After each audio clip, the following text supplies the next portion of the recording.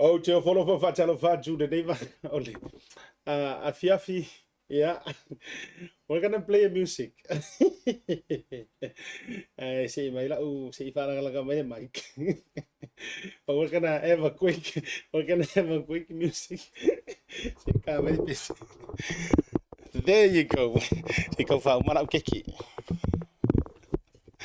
Right now. Yeah, my little man. Fatalo fatu, famanu no njulanga wo or kai mi onai, ale ka fa umana ingor ke senga ko jisira man. Le se keki, ar ke senga le ayo les fa na ule foi no mata. Le mata hino le tanto por kalambele de vanga ole. Afiafi, ayote, fia fatalo fama o folo fatu. Ya e wo ma panga ma mai le tanto wa por kalame fai pe ye fia vite tasi le tautua le Blue TV. Mai sore nei por kalame o le tauta ya e male manuia favor tato tino tauta ya e male fia tauta ya e ya ile alofa male fa maoni o lo tato tapa ausi di le langi ya o yo ma fuai me uma waile ya seisi e ma fuai ona tato fia e le foi seisi e fuai ona maua se fa moe o lan tato te ngalu e ile aso male aso wana o le tua lo tato o li ima lo tato fa hola melea ia o te fia le livanga foi o le fiafi o te sau te tua oi fa mai ngisi so le sa kaunga e halu ke kafau e oi tauna alu te tafao nei lo waso fa nau ma tulanga uma what a boring ai ele fa ina o fa yetu le ai ele taua ai taua ia le tua o le na fa ia itato o aso e ka ua wala ngai faita wai le matua o soifua ai aua na isilia tu na mea ilo lo faftai ile tua awa oia na faia oe ma melea atalofa o folofa ia mafatu li matu ilo to ia mlo o to mamalu ile nei vanga o le fiafi ai o tele ila alo ila o fatalofa mo na fa aftaia io e se lo ofu o sau ma ungi ai faftai fa pitoa tu lava songa le fia onga le au fusu le na malanga mai Samoa le Marist Boxing io associations ia le songa le sambo le oi le songa ia tavui mai kalemesio e langa o sawengi ai momoli mai ia le mea lofa o lo wasofana o le ofu le nei o le toninga ale au fusu ia mau ai malo pulo ia o kosi sila mai la si fakai kai la lo pulo ole ala se ko walanga sila fiele le sunga ya ile li faya onga tavu i sunga mo le oi ya mai clemisio sila fiele le ya fo boleva fo ngo sori mai ma sori kapoling malanga pe ke walanga lo ke ka mo war ka mangale ya lu le la ko mai Tyson mo ko vola ka ko we alu ele umai ku fo ile male uyo le ya five time mo la ya me se foi ya o me alofa le aso fa nau le lawa se la mai ai manga yo pulo sole okay o wele masani no pulo ai ono le mana ia telo le pulo mo le material mo le mama mana toila ia o ngala fa kai ngo pulo o yo le ya le tato wa kala pufusu ma tato o malanga mai Samoa le sa fai malanga jila lo i ta alonga fai pelenga sa fai Hastings i New Zealand dei maua tala manu malo uma tama fanau o le tato wa au fusu ma klapu malisi we longa fo kalapu matua fo tono na tino mele mo le tol fa malo ma fa tele ya fa taila o mo mo ya me se foi o pulo ya le la tali le fa lo ya la ai ngo so foi lai mo ba pe ke senga ke senga le ngo fa la wiro inga ku e usela e la mo wa ya alla se mangongi ma nga yor ke senga le o tosi sila mai ya fa ta ya ti ila to lo nga le mai ya tu sai fo yo le ne yaso ai ele wa a o le tua a talo fale sa ma fa inga sa mo no tu fatini tu sala mai ya ta to fia ile ne fiafi fa manuina le swafa o Yehova wa ele o ia e fa va lava lona lofa a kele fo ingia ukala o ke fa fika yeringe yaso e tele ile atua io awa a fa yuti to tu mo to tilo ila fo isa valinga ya pe ngo ka fa ya ka ilo fo ia ile ma e fo yo lau sa valinga pe kukusa fo I ma vaenga fita le soifuanga sa ui mai ai fo ai ato tu ma to tilo le lo fo le tua e ma eu lo nga le lei o me la lea ia o te whaafetai ma wha manu le tiofa mai tā vita lo wanga ngai wha manu atu ia ia Iova o mea o mafoi o I totonu ia te au wha manu atu ia I lona suafa pa ia au foi ne ngalo se me tasi o ana me alofa ma ga ia ia la na fo tfaftai o to u malava ia langa le ufa tu lo fa talo fa mo tu o ila to u ma sa tusi mai o le pumonia ma lia ia ngalo ia o wasfanga matua ingalongi mo ai ona wa mazani le o langa ile me o le celebrating o se sofanga faftai ia se utoru awa or kanga karea enga ki fa manga ku o ia le ya fu ngoka ke iwa bo kupu se me po se sofanga o matou fiala mana yo tu fa fitne mana yo uso mala to te to lu le po se matou fale ia matou alala fa tasi fo ile le na ua te atuitua le singa ngase se matou tama ole hala mo ke kumua moni ala utala wa ingalo ma ia te uso fa na ule nei iyo ia ai wa haluar ma ko we vanga wa la afa se furu la kar kasi ai ko manga ku ole se fanga ko pese ia mane ia after ile tu o to uma fo yo ena ama to fa manu yanga ila to mai yo ainga o o tato wo lungol por kalame petate le masani ai o lo e fa manu ia mai ma e fa malo si au mai tu sai fo yo ia fa afka kele after tele ia ai ile va kualang ia ka wa mangwe ese mai lo was fa ngau ese mai as fa na o to ia va tu to wa telu e ko va fu nga ka le au ke ngovo tu mo tiro tu mo to si mai ai fa afta ile tu ia ile ola mane malosi se fia kula ukala lea o e mana tua le isi mea taua na tupu le asole nei e isi sio ka kou ngol prokala me vona e fa mana tu mai o le atonu ale mea taua le asole nei tonu tausanga taluai e isi so kikilo kilo mafu anga ya la inga I feel special vo ileli I feel special e isi sinate tulo omi mai o e man tu ina o le alme tonu sa tupu ile asole nei 3 years ago so kikilo ku po kanga ke ngake omi mai ngake kilo so vayet o le tonu alme sa tupu ile asole nei 3 years ago e te lo ina wa tupu ile le vaenga na e se lo fa fe kai le ku sa otonua lunga wea sawila o le fast party ai la mi wala kele o le fast party o le kele o la tonu le mesa tupu fa atau tonga I lalo o le fale ie o le fainga malo fou there you go fa akau ko kongu le asoro o wasfanga 3 years ago o te mana tuai pea.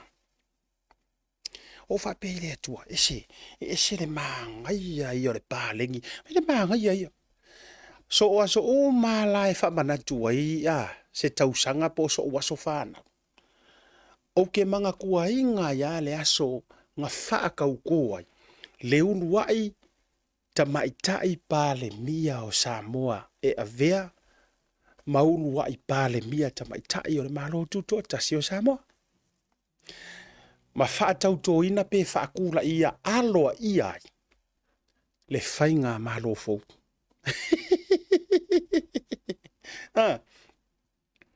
Yes. La ngā ea la inota fia whatisole. Langa o mea lea tua e pālengi fo e peten. Ya, atalo fatoi la ia mau folo fatoi ia ti auto umalava I lungo le program auto fo yo le fa ilonga ino to was so fo ile so pe no fa ya tu ya happy birthday to you all family ya to was so fo ia e ile soifua na tau mai sunga fa fenga nga tamali I yone le pua pa malulu atu ona ole olai livisia u producer fo ile masarina fa ia tatou graphics ia ai ese fo ia le tatou tama fenga ruenga le u fai le taimi le yesi ko fo I mai check ko fai ka ko graphics so ka to soifua mas fana ia ai atalo fa tu ai mato fa fero ai fa tu lima auto umalava ilungo por kala me le vanga le fiafi o te fa tu lo mo fa talo fa mo fa fita yatu ia we ke popole foi sa me alo fa ai ki au wange I fa mama fa ya o nga me oi ke ki a misi ya o sori fa talo fa tu la u kamao o le tangata mua le ke saule fa ka kale ku I manga yo ngalo ele o loso ua so fanga ai o mai au se talia o mai e fia ma ua se mato fia filo ai mai e mai o lo father in law asiata o si ua fingia lea ngala ko mai ange she's the one that always turn the TV on pe a saulo por kalame e mai mo ai ia longa papa o le sunga ya ausia le mana ia le mali e toa Nelly ia mana yo nalo ya Sharon Nelly and Fina Nelly le sao mai nei matou feilo ai ia o ka mua la yang o mai fa usure pese o was fa ngau kongi fa malo ma fa afte ya tu fa afte on ole amana ia fo yo le tautua fa tauva ia ma se o nanga fo e longo pu ele ilo tau pa ia malo tau mamalo a malo la fa afte ya tu nisi o tau ia o mai pu eska ku waka ia na tu muli la ia le me se la va ila tau mai Australia America fa fo tu ma tau ni usila nei fio yo le tala le usunga fono lo fa ia malua fa malo atu io ma fa talo fa tu asiata malo lava fa yo le faiva o ka vai kwa fo ile leo o to vai tu lava o mai solo lunga ele mo sa confirmation solo vai ngale ai no to vai tu ngo sia solo mai ni si fa pe mai o lewa il turanga po kala me fo ile le po kala me le soare puli o vai to sia solo mai le to tele but like I say ele mo sa u strong fo ile le fesota inga tuanga ile committee mali laulau a fono I malua tu sai o por kalame le ambalo na fa tu tainga wango ka vai kunga pe tele ni si na fa pe mai ai wa complain ni si fa fe ngai nga wa complain ni si po ai wa complain fa pe mai wa tauna tu uma taofi mtu lang fa pe na ia o vai tu la au mai lunga si o so ya mau o sui fo o tato fa so ya so ar tu ta ya so nga fuata itasi le sa o vai tu mai le status si o so ya mau fa pe mai ia faftai o lewa le taunu ulvaenga na fa pe mai o lewa wa toe io ina pe io a fa pe o naite mo se fa mo ni ngol tala lu te fa yatu na e so so ni mai la ia le tu langol proklami ai ia te ula vaia a fai e sa o le lei o le wa a fai tasi le to fa a le usunga fono mamalu I malua mai le laulau a fono le tei fono ma le laulau ma to ina uma e toe faa wau awar kaufia ia te ula vaia o le matua ia o maku wa ile mau kile fai akur konga na matu tu o lalo tu la umnuiti ia te ula vaia o se matua fa to fala inga lele iyo ia wa afu fo fa ma fau ia ka ko karango fala we kele wo fa soa uia lenga utiro nei free years ago or more than 3 years ago kai mi foi le wa matai campaigns na paua lea o le fale fa sala lau sa lave le manino lave le totoa sa fi soangi inga ua kaofia mai si fale fa sala lau ele sa ka ia fai nga malo ko nga yako ma fa sa manga ko e fai ngi fa sala lau nga ana itangata ia no ese mai matau mo fai io e fa tu se pati na yesu yer malo o lo ko fa foi da kala ngoa more than 3 years ago ngale kasi ala le fa sala lau le na taimi e ui o le TV le ekalesia ai nga ole kasi ale of le fa sala lau sa tu mai malave le manino malave le alofa e fa langinga o ka ko sa mo vo e fa mai ko o mangingo ko le ava e lave le alofa o wharanginga kongua ngau ke avea I le TV le whakasa I le kaimiringa. Ai mana tua mai fo. E rei whaapeo se maka upu whaaporo kiki whako aporo kiki ngei. O le mata upu ale na sua tua ila auli e kau avaku le kaiminga. O maka upu whaaporo kiki. Ai sa talia le lei ele ekalesia. Talia le lei.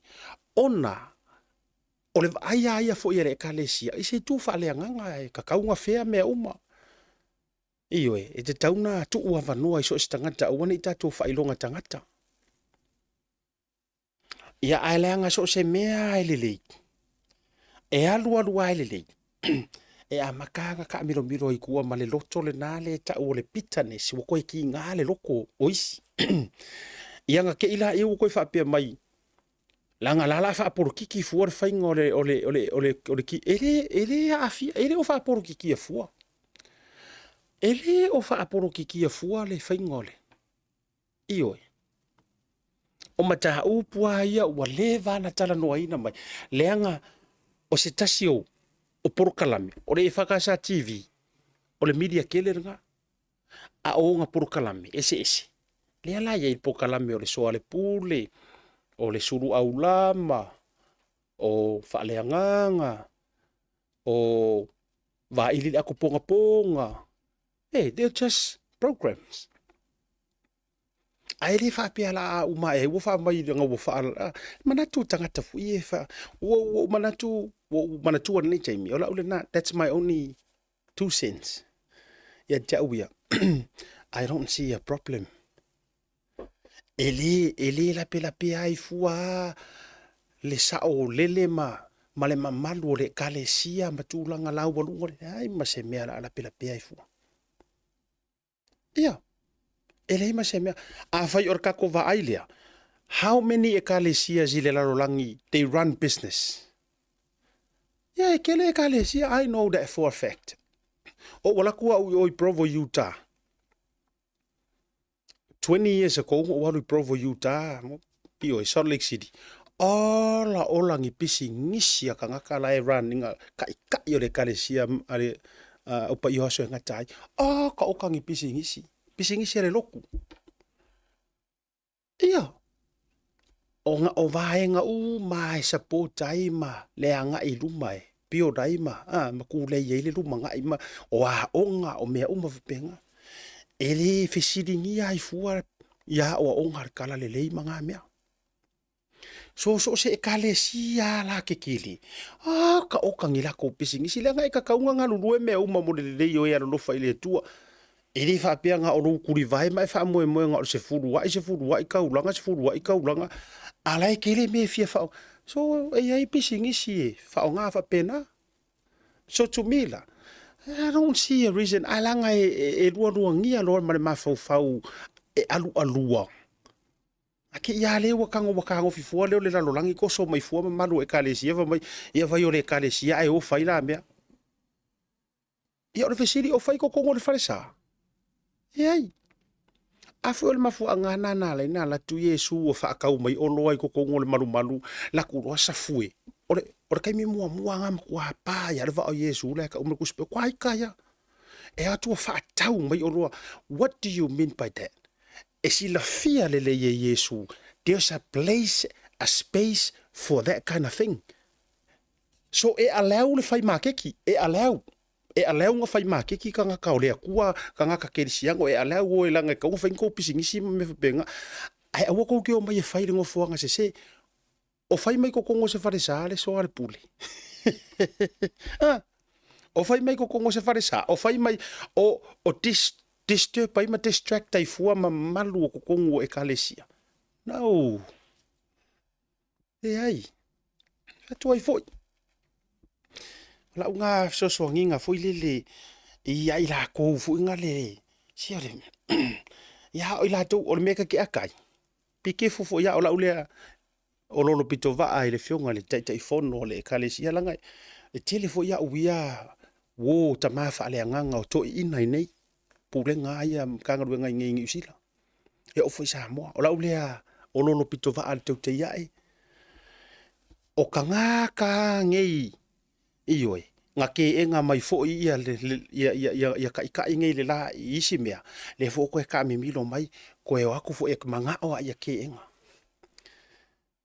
mana ia na e tali ale tua walanga o fai unga e mai e fonkele malua e mo yo fai unga fa au sunga fongo a o fai unga umai au mai kuri vai o ko inga ma ka ile ku po le ale fa sino manga tonu ale tua a malo tua ila fa tai o mana tua ia e fiso swani fa pena ve manga ia io media fe lango lango mai ma tu lango fa pena ia tato ia ile nei vanga le fiafi to yo no tato minuti e afa lo le fa which is on afa le lima e la tato tu le malolonga o ka ko e straight forward ai to no le tato ma o le tato fa tan nonga mua o le tato fa tan nonga mua ma le fionga tama itai loia o le sunga tama itai loia ia le fionga ia unasa yuni sa polu mai le sa polu a law firm se au mai se tato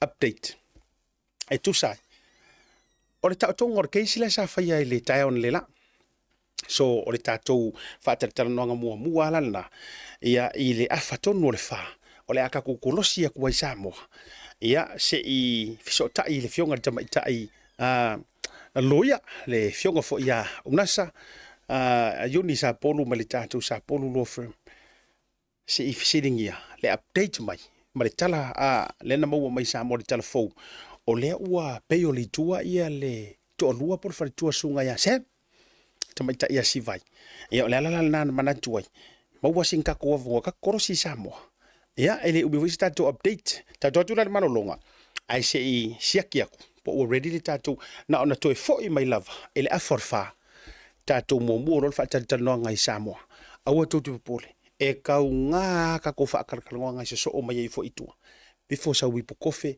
before sa wi poloki before sa ko Samoa pe before sa vai rola pole asia pole ala vai nga ke fai e fai asi velo tato fa tato nonga ele diva ga fia fi pe mai tato fa salong fa business ni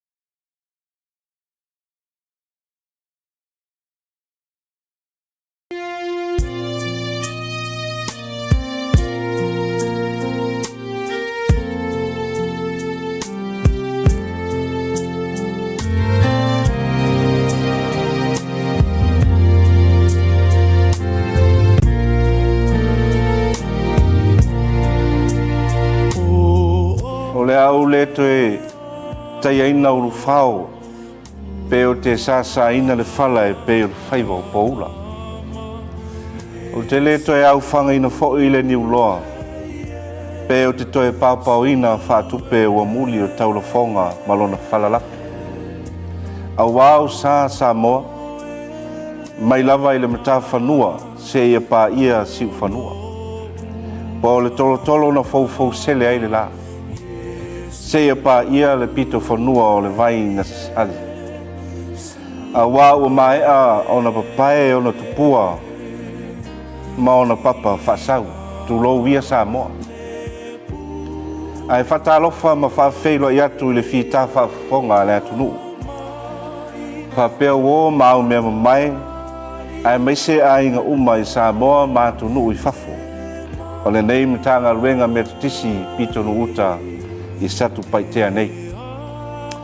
Pai ia lava lea i le su Samoa le oi ia tavu i mga su.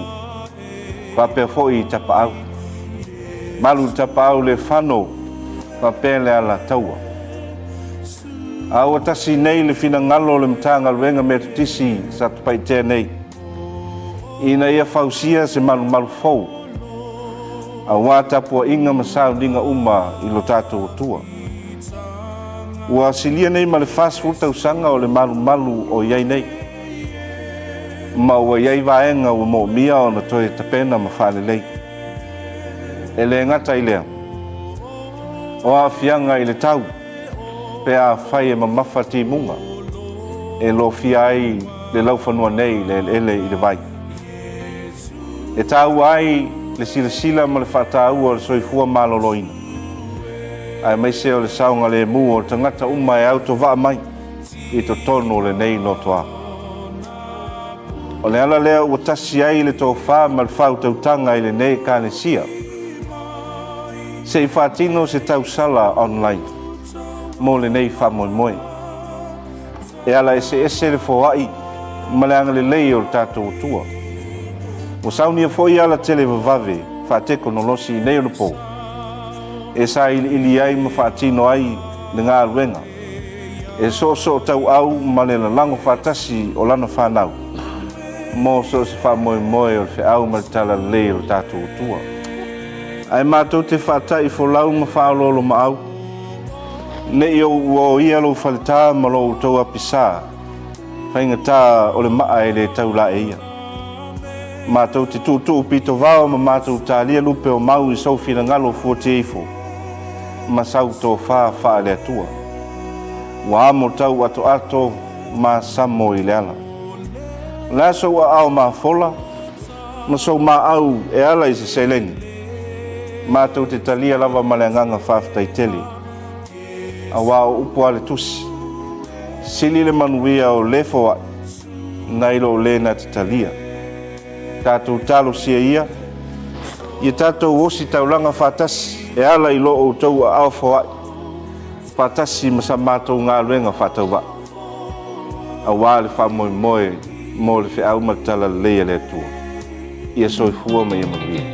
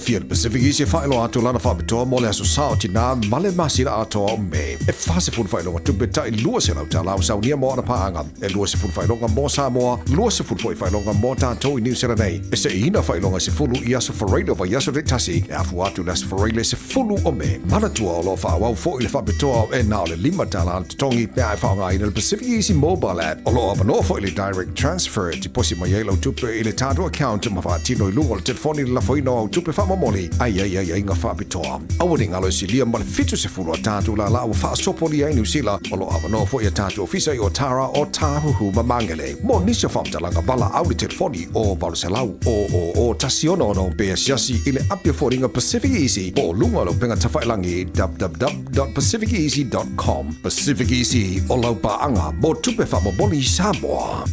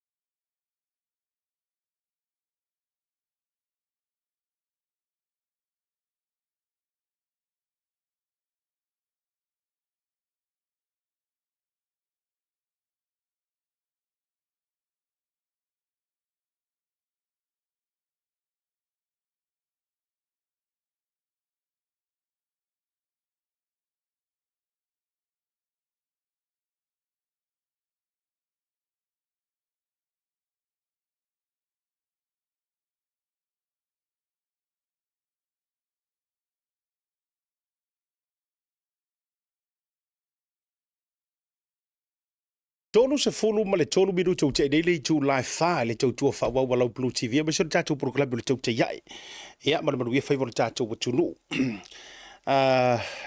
to titi atu senga le no connect to le Samoa ia la tau set up mai lava le tatu wa Zoom ina ia le tatu so ta inga ma le suga ta mai tai loia sinia i te tono le tātou aturu o Samoa. Ia, o le lātou team fo, la ua masionalo ia Josie Sapolu, lea e tūlai mo le sunga ia Samuelu, ia mise fo osiona to olua si vai. Ia, o le otonga mo le leiso, toi ala o seanga, au tau te poli. La whaanga solo, ai na ona seki mai lavo le tātou production team o le ua, o kei le tātou Zoom, tātou walu sa olo ai tonu, ia, awa fo le whawhelo ina o le fionga, ia unasa yuni sa polu e se taimiele o toe mamau au tato yaila pe no fa ya tu la utala no fa so atu ai I le amtanga o le se foi la tatu fa tata nonga tu atu e mai aloa so o me tatu fa tata nonga ma le fa ulu lunga po le tai fono o le tatu Pacific Leadership Forum ma la tu foi lau o lunga la ile afia ngei o le a fa yerka ko wa o nga fa kumunga fo tatou whainga submissions. O le ano yo le tele le sa reach out to my whapea mai asiata. Whawhea whaile submissions online. Whawhea please o le link and how can we do that? Aua te popole. O manatu. O le fiafi umanangay. O le a whaia ma le tatou educational workshop. E whaia kwai runga I. Ea manisi o vaenga o le a wha malama atiri. Po le are whakaua o le submission. Pe kaua rau savari. Iyo, e mawala le kari re meanga I. E ia si fa mai o sa vavali o e fa hari ka ko iyo e ka ko fua ma ka ko o ka ke ma di solo. O le a mawala le tari tele o le vanga na. Ma avatu lungo le tato screen. Le faati noina ma le faatu muina o lau form po le online submissions. O mea umana o le a tau tua mai pe a mai al tatu kolosi mo mo sa mo. Once ready mai ile fionga ya yuni Sapolu kako ia lo tu lo le sofa unasa a o fa so atu ile vaenga le ile por kalamele o we pen o fayatu ai yangi por kalamele le mani iyo vaenga fo ile le lai a tatalong la va tu wai se fe au le ya tell we you know why not la se mafu anga la fa le tonu wai fu o la na tu la lo wai pen o vai tunga o le to tele yo ila toa o fetustusia I ma fetalia I le tulanga ile isule ile fo ia proklame me se fo proklame mana ye tele io o leva fo ile fa tonu ino le proklame le ale ale fakasa le so al puli o se proklame mana ye tele fa la wilo ai fo fa ile leanga fa la wilo mana tu mai fo ia e la hiti ani tulanga fo ile le e fai maafi ai tūlanga o le tūla fono o le prokiki a olona lau le malava o wha lau I loa mati na ai tutono se tato tuno o lo te fai mosia ki aku o lo tau mawhai lava ia le tamaita ilo ia join through the Zoom Ryan I think the connection is a little bit slow on their end I'm not quite sure po le tato end or their end ia I say toi tau mawhai atu pia lava. A tonu e toi titi lava seki mai on sa ili tātou a tonu e mese fo ila tonu ngon tātou proklami. Ai mana tua la, ila ukala maali e whai atu wai pei o whai atu le upu fo ilele. O le mea sa, o le maa sa kula fo inga re kufunga. E ongo a vea ma maa kuri mangu o piko o runga. O le soi fuanga rengei. Awalava na I fai e kula fo ia ma e whaaleango I se mea. Wa o se mei kiki sa e whaaleango wai. E ke le iloa e koe wheli wa inga e lea kua. Ma a vea ma mea makaukia. E walanga e wheatu lau tala. O te mana tua le vaenga le e na ua o mai fo I whaalau iloa a le whainga malo fo ina ia tau mawhai a verungo le e whakasa mana tua mai fo. Ia ni tātou muri ta ia umana vaenga le na. Sa maua fo ile avanoa tutusa e tu ina tu ile vaenga wha upu whai le JPP. Mantua sa maua fo ile avanoa tutusa. Wha lawiloa I, wha lawiloa le si vaenga. Ia ai mana tua sa mai le tali. Ia vatu e wha lawiloa I lungo le proklame le whakasa I naso. Ai sau le tali ia le fo isa avea mataitai ia I le taimile na. ia ele kaudia kele ia ele mo mia kele ia o ko le fakasa kulo nga kaimi ele kaudia kele langa ko ele ko kele ngia maka ia e fale ko kele se o maka manga ia kivi ia na tu silfia ia walu ne e fa pe ngar feli wa inga ele tu or soifuanga e fa penga o se mea sa e vai fa ka esa o ka unga riska miki ma ko nga e fiu e fa ya ko banga o vai fa ka va ai fa mai o le mea sa e vai fa tau o e fiu fa ya nga sa va so di e le o se fa ka o le fa tau va ai fa mai o le mea sa e mana tu fa tau o ya e fa pena la vale soifuanga le ye tote ya me se foi ya e fa pena ia te ulai a fai o te le se revenue ia avenue o a uma upu va penga e tūlanga from a business perspective why not why not iyo lenga ia o talia pele tatou fisota inga ole I unga le no va ia tuai ole nganga fo na le ina ia to ai tonu mai pe ma fo sta to vano male fionga ia una sa unisapor ole tulanga fo le e conditions ole tatala ina itua ole to ruo Samuelu le wai ai pole afo se mafu anga itua le mafaiona tatala Samuelu ai po fea ole malanga ai mai le taimile nei anga I le anga I luma ia I fa ta pena ngore keisi lava le nei o vaenga la ia le mo mi ai sina fisota inga male fionga ya unasa ia I le nei vanga ole fiafi se I toi tamo faiatu se I o koe kuiki kasi ko Samoa fa nga ia le tatu telefoni so toi koniti le tatu toi watu ai le tatu malolonga lea ile nei vanga ole fiafi quickly go on break se to tamu fia tu tato sota inga le ale ai o tamu fai sisi awala ia po ole phone call o tulanga fa pena ono le tau mau mai o lo fiu tau koneti mai longo le tato sum fai si kau fale ko ngu le internet I Samoa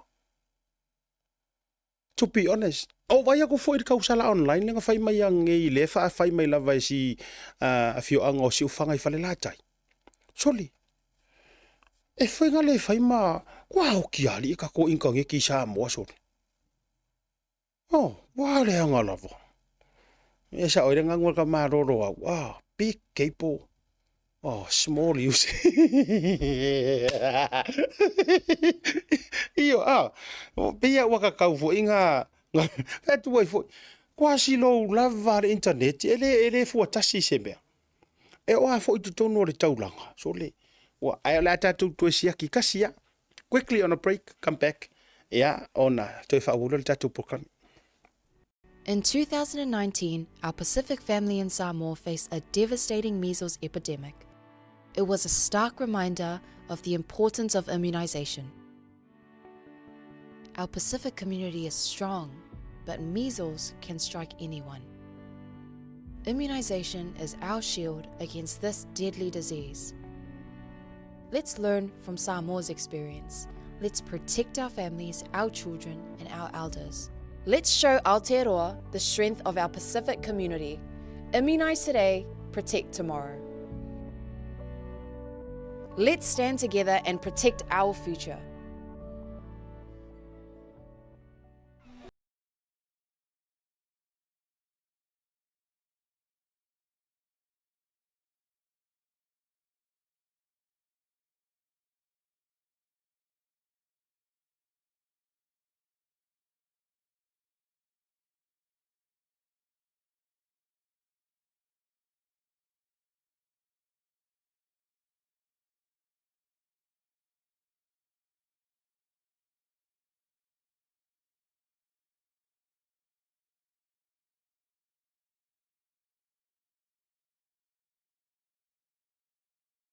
That unites us. It is etched deep into our DNA. We stay connected to our roots and to each other.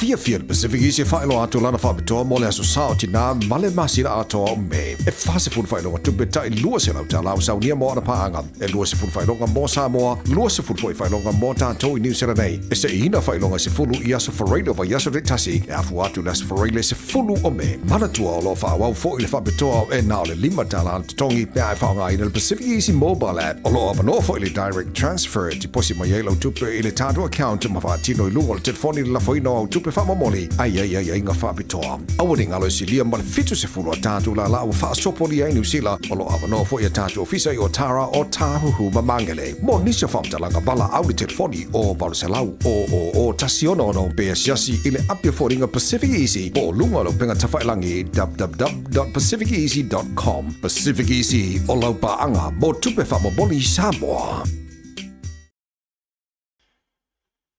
Jaibelo wati leo choice furuma 5 minute o Natale o le itula e 5 ile taibia manjo New Zealand Day. Ya o telo choice furuma 5 minute Natale le itula o no si tato kuturu u Samoa.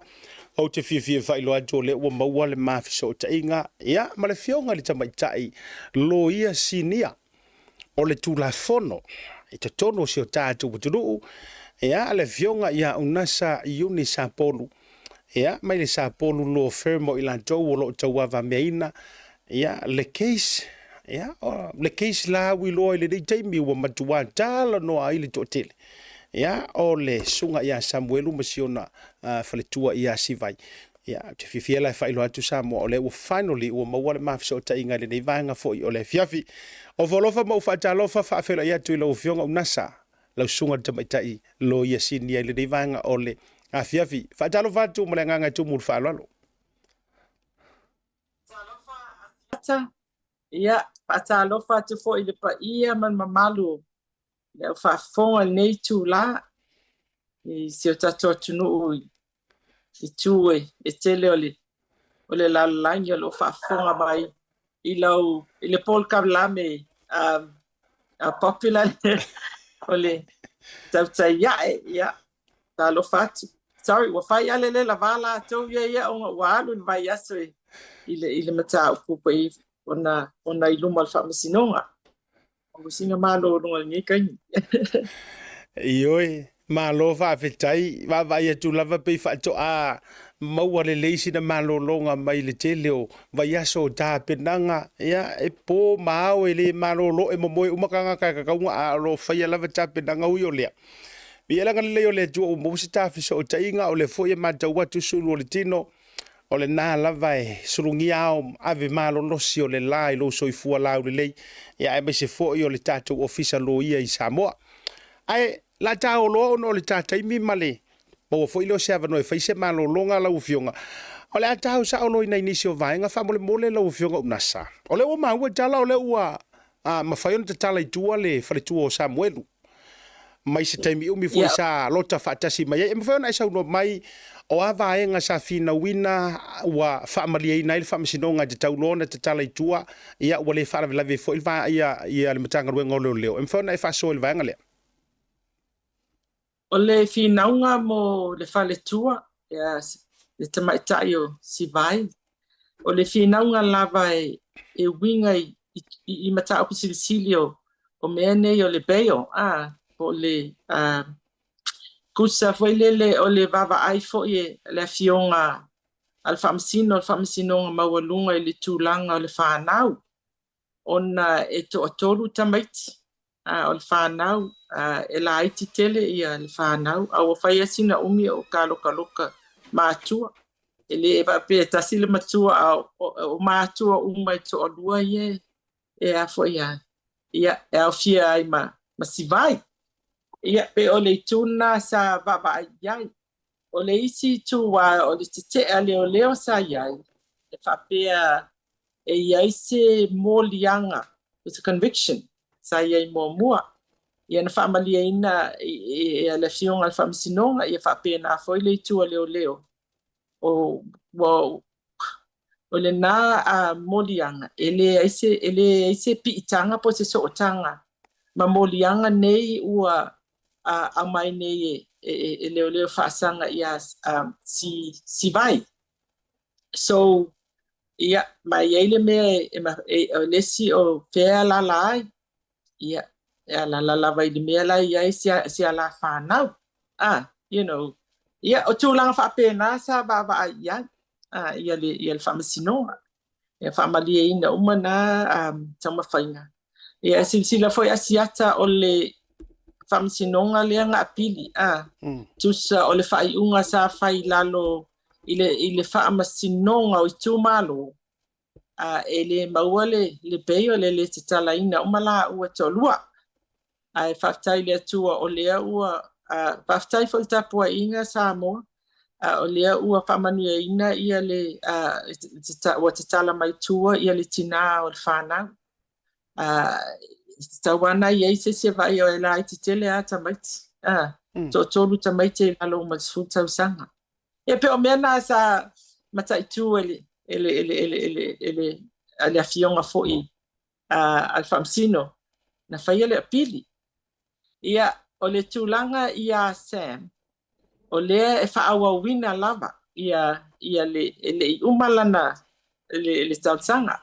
Ma o le songa fua e mawai ia se aso. E toe whaawawai ia le talosanga beo a Sam. Ona o le tūlanga la le whaapolenga leo whaapea o le flight risk. Ia, ma a tonu e o atua i fo i le aso e whai eile, wa o le songa fua i loa ai le aso. O le atu i ai ia le su e ina au ili. O mafua anga e te ai leo i le tatala ina mai o Sami tua. So a tonu e o atu le aso e whai al su e ngau ili. Ua maua fo i se aso e whaatau nuu ai i le whaamasinonga i lalo le whaamasinonga i Tūmalo District Court. E tā ua le aso lea. Ona a whaapea a whaapea talia e le afionga a le whaamasino i le whaamasinonga i Tūmalo i a le talosanga alo ia a ua modia. O lona winga ia o le tausanga foe whaatau nuu ai le suenga uili. Defended hearing. So o le sila na mau e fi avatu i luma pe atau nuu ia le whaawawina o le talosanga beo i lunga le whaamasinonga mawalunga. E whaapea ua umi tele o ka loka nei alo Samoa. E peila tūlanga na e le whaingo fie ai. Ona e mai o le se fulu ana nei le so sa whai ai ia le sa tau au fia ai ia no ia foi. Mo le mata upu i luma o le whamasinonga i Tūmalo District Court. Ona mai le ina ia toe tāmu mua se tulo i lunga le whamasinonga mawalunga.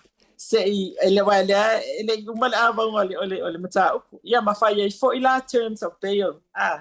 Ia inga o le tala ina mai tua o le faltua ia sivai. So, o le tūlanga na lewa iai, ia o la tau iai, pe o le whasolonga le e le maua lava la se aso. Whai ele su enga au ili o moli mau. Tele a moli mau leo. Ia, tele foi ia molianga. Whaasangai i o lo mo mai se lava ia le sunga fa ia Sam ia masiona faltua tu so ta ua lava le i lata baba ai ia foi lea ia lava le taimi wa o no fa pe mai ia fa pe atu matou ia matou lo ia lo tu lai mo o modia e mana o mia ala ititi mai e fava yaso e fai ai ele su enga nei ai sila foi asiata e ai foi King's Council sia wa ia le involved e peila o le taimi ava no King's Council wa o telo matou ia le King's Council tele o loia wa fiol up le lako alako schedules I le nei tausanga. A whaintana maua se whāpāwa yaso. E focus ai ia lo ia foi, ia i le tūlanga le. E whapena foi i le tūlanga foi whamasinonga. Tele, pe ona sila fia e uti a tato whamasino. So ala iti whamasino. Ia ai le vava ai anga i ala iti mai e whawa yaso le vava ai le whai ai ia suanga au ili. O le mau matua ina. Malo whaftai lo whionga au nasa. E au fo ina moli li wha malo i lau team. Masio walo. Awalanga afua hatu i le teimi sa sa lua take over mai ele keisi nei. Ele ia tose masina. A lea ua pena oni nei vai aso. A lea ua iai le whaamama avenga mua mo ila ua nei to lua e peo na e sau noa i nei. Ia walanga peo na te whai atu. Whainganga ko whaiani whaiunga o leiru mo le whamasinonga ai a tātou tiro loi me ta o le safo whanau. Ia onga kako whaiunga role e ka kaunga haru se sikua e vai ka maiki. Ia matulanga whapena. Ai whawhetai. O lea ua matala ia senga o lea ua yeise improvements mua fo ilele. O le vaenga leo te tau fia whesilingia.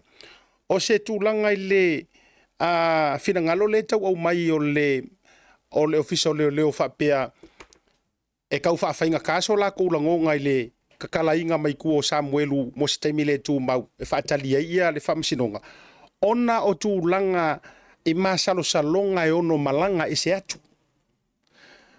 Ia, o le kulanga lea onga o le kele o kusfolau o kama, ai nga yeise history fo ilele o tau yeise history o Samuelu o se tangata e travel kele, e makua frequent a langa whealu wa i matulanga whapena. O tu ia e, o a fo ine vaenga i le tūlanga lau whionga i tamata iloia. O le sua ia Samuel, ele se tangata malos. O te iloa se whepe au whaate atu. Ele i se tangata e alu whafo masau ai ai le vaitaini. Sa malanga i e Hawaii. Ona o sunga ia Samuelu sa whaale tonu ona a au. Se tulou lava. Ele se tangata malosi lata baba ai foi le tino ia whape na foi na mawhau. Tu sa la po le nga vaitaini le ele i o le tausanga lua afe. Tusa o le tasi iwa, se taim whapea iwa wha, se taim whapea rato e fwoi mai tusa o tasi iwa ono. Ia, o lea lai ta mawhai, kusa la, paunga se mele, se mau le iai, i rona pepa whanau. Pauna se mau, ai, o le whapole nga, lai whapole lava ia leo. Ia, o le la tau nai tu, ale tato ale tua a Sam. Ia, e tasialo na pepa whana. Malo whaftai. Lau whionga re, tamai tai loia. O lea lai tau mauan tuoro i eise mana o ngai na ia tua se avanoa ina ia avanoa atu stasi o keisi. O lea e eise whaata ua fo i o le lava o tau tāpenanga a wale nei keisi.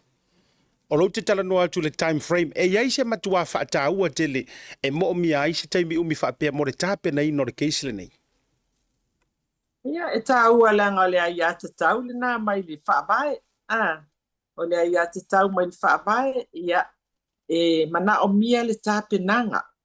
Ia, lava le taime tāpe na ai, ia le tali, a e ua mōlia, ia, o Sam, e tele, e se laumon tupu ia mōlianga ia, vavai masalo fo ua tau si la fia, vavai ia, e ta tau lava ona lava sauni ia ana lo ia, i sauni uni, sauninga, o ia tūlanga, e ta tau ona lava sauni, ia ole a ia ta tau le na, a Sam po se tasi lava o lo o iai, i le tu a inga tūlanga. Ia lava li taimi. Paftai fo ia i lo tatou whaavae, tu la fono whaavae. Le amana ia fo i o le tūlanga. Ia, wa le o mao, ia i maa ua ia. E le tai, e whai atu ia le keisi. Ai lai pe o lai le i umamai ana. E le, tu sa o le, e whai atu ama, tau ma whai maa lama i le keisi atu. Ia, ai, ele i ele i maua isi mau au whawhetai fo ila i le si tu a leo langa amai la tau le mau le ua afu ai o na ola lava le afu ai le talo sanga a Sam le whaawang a wana whai se whai unga nei ia ua motu loa la wai paula se ava noe mwhai nga pili ia i le tūlanga le a lala o le avanoa la le amai a le window of opportunity le avanoa le e whaawau mai ia te ona toe bala au le songa fua mo se aso su e ina le mau lea a leo le whaasanga whaapea o le lato whaapolenga i sola lato whaapolenga ia se isu e au ia i foi ia le ationga fua ia le whaamasinonga babadi ia ia mau ai foi la ia se tonu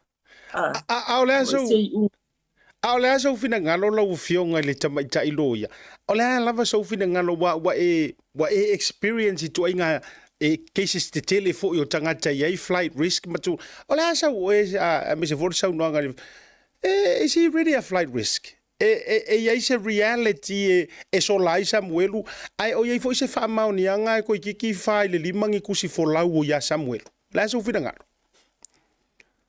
ia o le fai unga le o lau fesili lea asiata ia fai al whaamasinonga fai al whaamasinonga pau la mauanga luenga ma Josephine fui maono Sapolo le fai o le tu atu i luma o le whaamasinonga ia ni mau fesoso ani whaamalama ai leo se flight risk ia Sam so o le tulanga na o le fai o se fai unga na fai ai fa vai lava i dungo a vaunga ia se tulo ia fai le vao o le no ia leo ia fa pena foi mano ia a Sam so o le ala e alwal finanga le fa ua ia a tonu fo ia iso tofu so ari malo fa tai o na onisi ono o mata ono vai nga o le wata o to mai le fai unga le fionga le tamai tai fa masino ia talasa o le ala le te sitting ia so lava finanga lo lauteli o le wa mai lana fai unga tustusia foi lea mafuai ona le talia le tarosanga tua a le tou vaenga le tua Sam pe mafai ona fa se ono tulanga iso tanga conflict of interest matulanga fa pena ia o le laui o le tulafono matulanga i cases fa pena o le fuata o mai ia le finangalo manino le fionga tamai tai fa masino na tele talia inai ele o mamafa pa ele o lava le tulanga o vaenga e vatu io nai se conflict of interest em faina sa no le vaenga lea o le ase ono se popolenga ele tauava me ina le cases even though o lea ua manino mafa maonia lolotu fatasi ui ele pele o sau a mea fenga lenga lea ia ona o lai lolotu fatasi ono se fa polenga o lau fionga mal fionga ya fui mono ele tauava me ina mal continuation or case lea itulanga fa pea fa mole ia whawhetai, o lea lava iei lea wanoa, mo no ia o lo moria. A batu wai se fesili wha le tūlafono, wha avae i lunga le tūlafono. Mo se fesosoani ale whamasinonga mawanunga. Ia o taimi la nei, o lea baba ai tutoa iei loia. Ia mo se fesili mai abatu momoli lava i luma o le fionga al whamasino i tu malo le na whai al whai uma. Pe nati sila ai le i a mea le mata upu i le whamasino o maununga. So o le baba ai iai ia loia ma le anganga ma le ietilia fo i lele a definition o le tulafono e mawhai ona to abatu e toe baba ai ai foi pei foi la o le peio e sila iai a fionga al whamasinonga mawanunga. So o le tūlanga lava nā whamasinonga pei ona sila fia siata ia le fia i se whaiunga ia e sua le awala wha i tulafono e momoli ai le apili i lunga e le whapea a le fia ia wakuala ia ia wa abe le fia le ai au i le ma wha au i atu yala o tulafono ma mata uku sili o tulafono Mea nā le baba ai iai mo le recusal. Ni whai unga nā. Malo whaptai. O le asau sila va ai mamao anga i le nature o le case le nei mamata upu ua langa i lunga matala no ina lau tele e le ngata o lunga i media tūlanga o le porokiki tūlanga o fifina ua inga o le asa oe mata watu whaali tangata o le tūlafono are we looking at a cases foi lele e alu le kausanga e matua tele ni ona la ni ona me tutupu mai ai ma pop-ups foi it's like a continuation of a case o le asa fina ngalo lau fionga le tamatai loia. Ono o manatu vai a siata. O sao ni uninga lava moitu uma.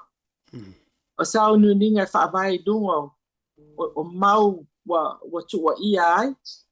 Mai mau fo ia lesi tu Italia tuai.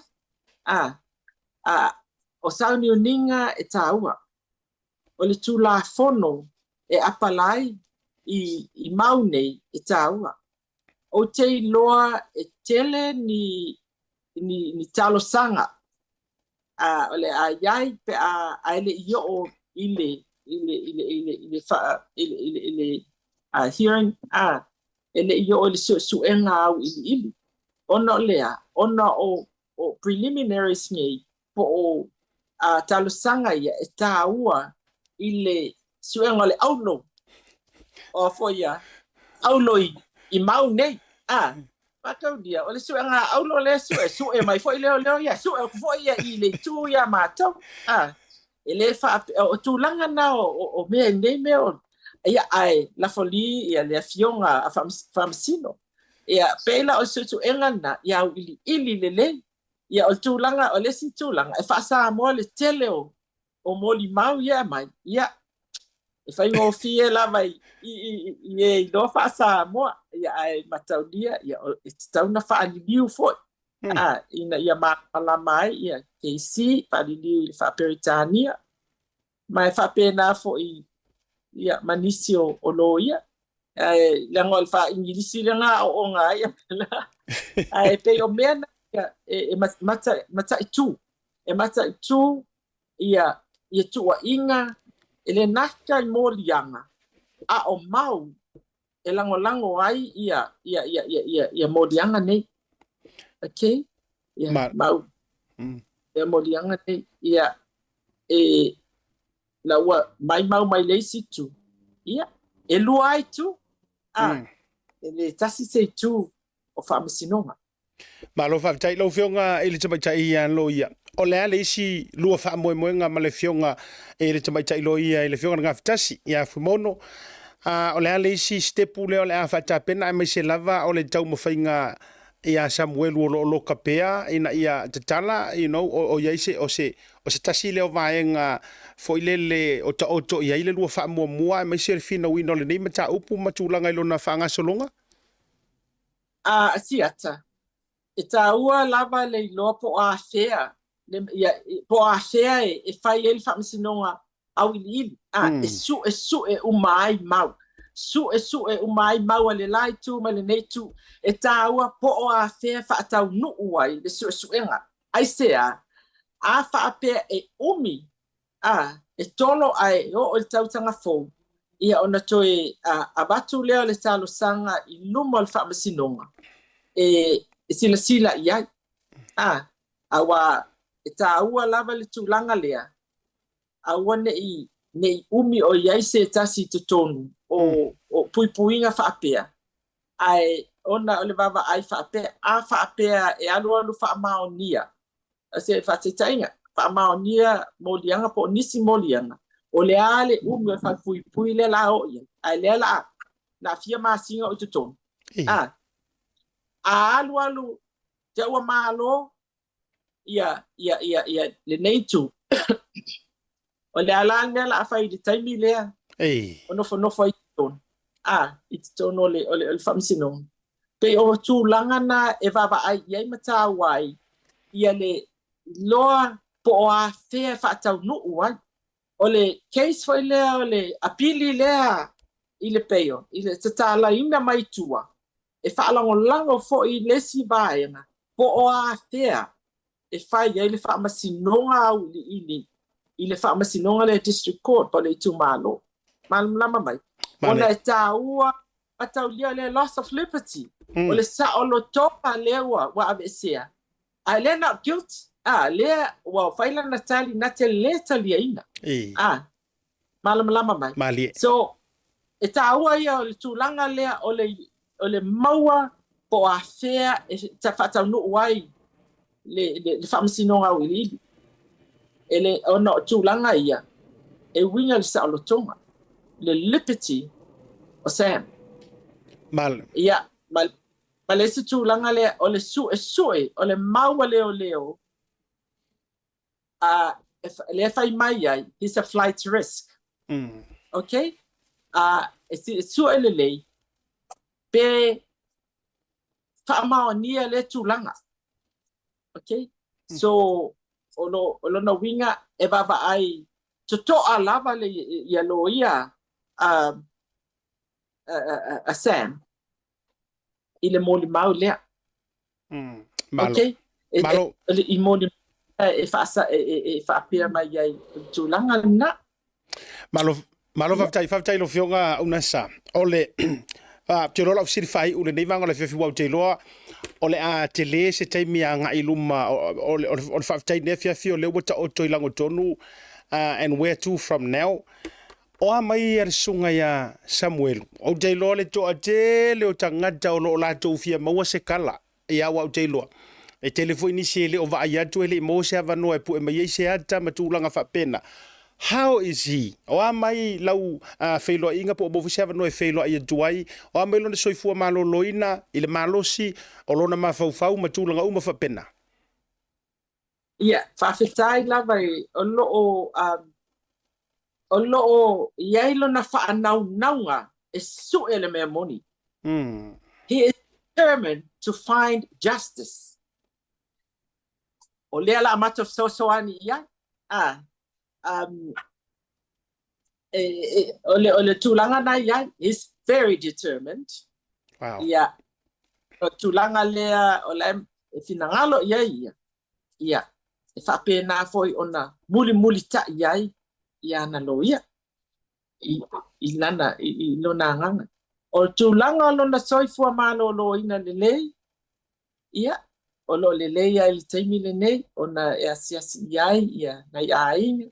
Ia inga yang medication e te tau ona. Mai o lo va ai fo i. E sunga a foma.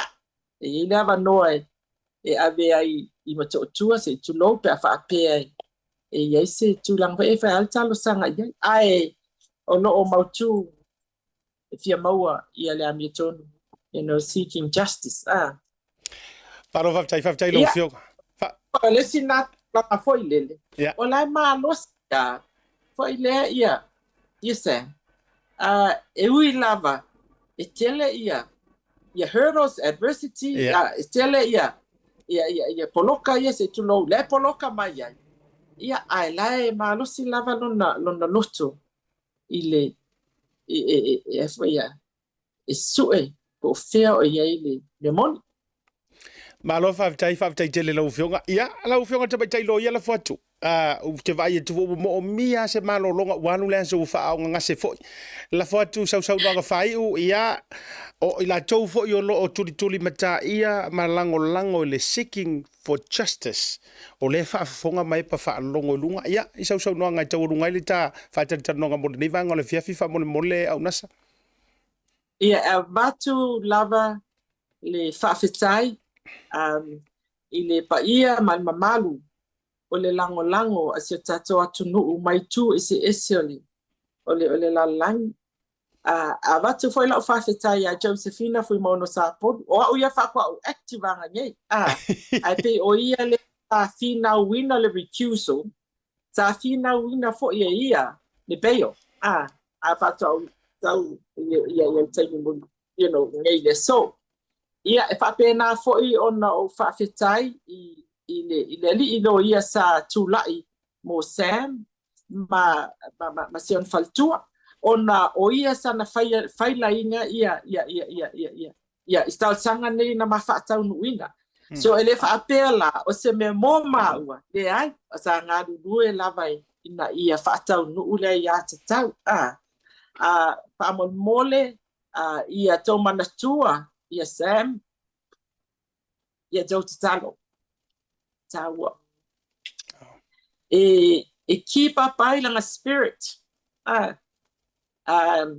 ele fai ngofie ele fai ngofie ila u mai tau ona o laito tonu o le si o manga ae o lo au mai ia molianga ai tatalo ia no fa mai le tua ile alo o te tau le alo o matua te vava ai o sa wata li il taman nei nasiona tolua ia tau alo lofa manatua ia Sam ia tau tatalo e fa pena foi le ia Sam ie o lo lango ia e fai mai lava ia fa fetai mai mau pena isa o ava no o te fa fetai lau te le fa ia mau asa o ava ngo ia lau ale fa leo lau fa fetai sa mo fa fetai asiata man por kalami mana ia fa fetai sorry it's touching yeah yes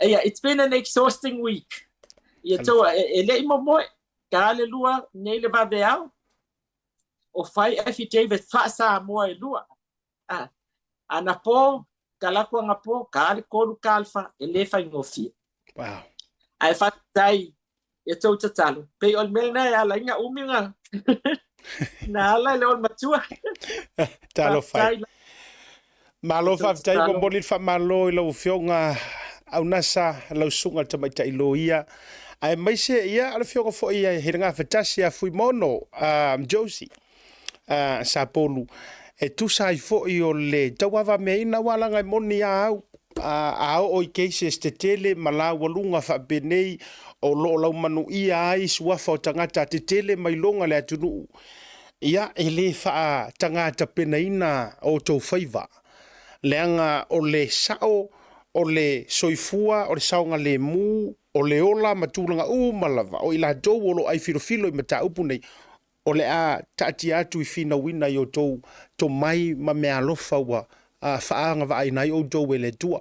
Ma moli wha maloma wha te tele ia i lau fionga me se foi ia o le tamaita ilo ia fuimono e tu sai o le tau whainga moli foi alo whaanga o le prokalame ma ila do o vai aku le angoa i o le love ma le emoji le li foi lungo le tato prokalame ma moli atu mo le sunga ya Samuelu ia mauto malava peana tawhai atu. Ia nga o le akua i langa mi o tonu tatu te talo te langona foi ia whalia lava la mi o tonu o le tua ilona la foi taimi abore ne fiafi moli atu whamanu yanga o le ne fiafi faise malolonga i lau fionga te mai tailo ia ai mai se foi o le tim tatou toe fiso tai foi i tau rumanga o whaanga soro ele nei keisi sa mali ne fiafi whato whatu asiata malanganga tumu whaaluano Manuia le weekend manuia le vai asa asiata ia mane mamalu foi o e o no whaafonga i nei por kalame maneia. God bless. Whaatai, whaasoi foina. Ia, ole nau mai ale tātou wa whatalanoanga ma le fionga i le tamaita i loia sinia. Ia, le fionga ia unasa iuni Sapolu a mese foi. O le Sapolu a loa firm i Samoa. O ila jau o loo tau ava meina. Ia, le cases o sunga Samuelu a mese foi o le siona tuanua. Ia fatasi manisi o vasenga o loia o lo la tau ngā lue walanga i to lima i la tau o lo afia i le mata upule nei o le amau wala wafoi nei o to tonga ai o le tatu atu malolonga a foi mai leo wai tono le tatu ofisa isi au malofa alolongia o le akako waku morkako submissions awa e ka unu ngei mea ai a pa tonu kako sikisengi lea ai ia o kako fu ia wade o koe mo miangi kako fa ali diu man kako wa nga le show lo document New Zealand citizen nga le la korga mi ki ko ya lu ave voire sengi se siro passport nga le momongo ai ko emor scan tik mai marka malang me maka fa mai o umango kong ye wai ka tator maronong avoi mai fa feilo ai le tai fono o le Pacific Leadership Forum ia malana so atau ia le fitalaiga e le ulumua ka tele i ai puni lunga o le tatou programa le tautai ai.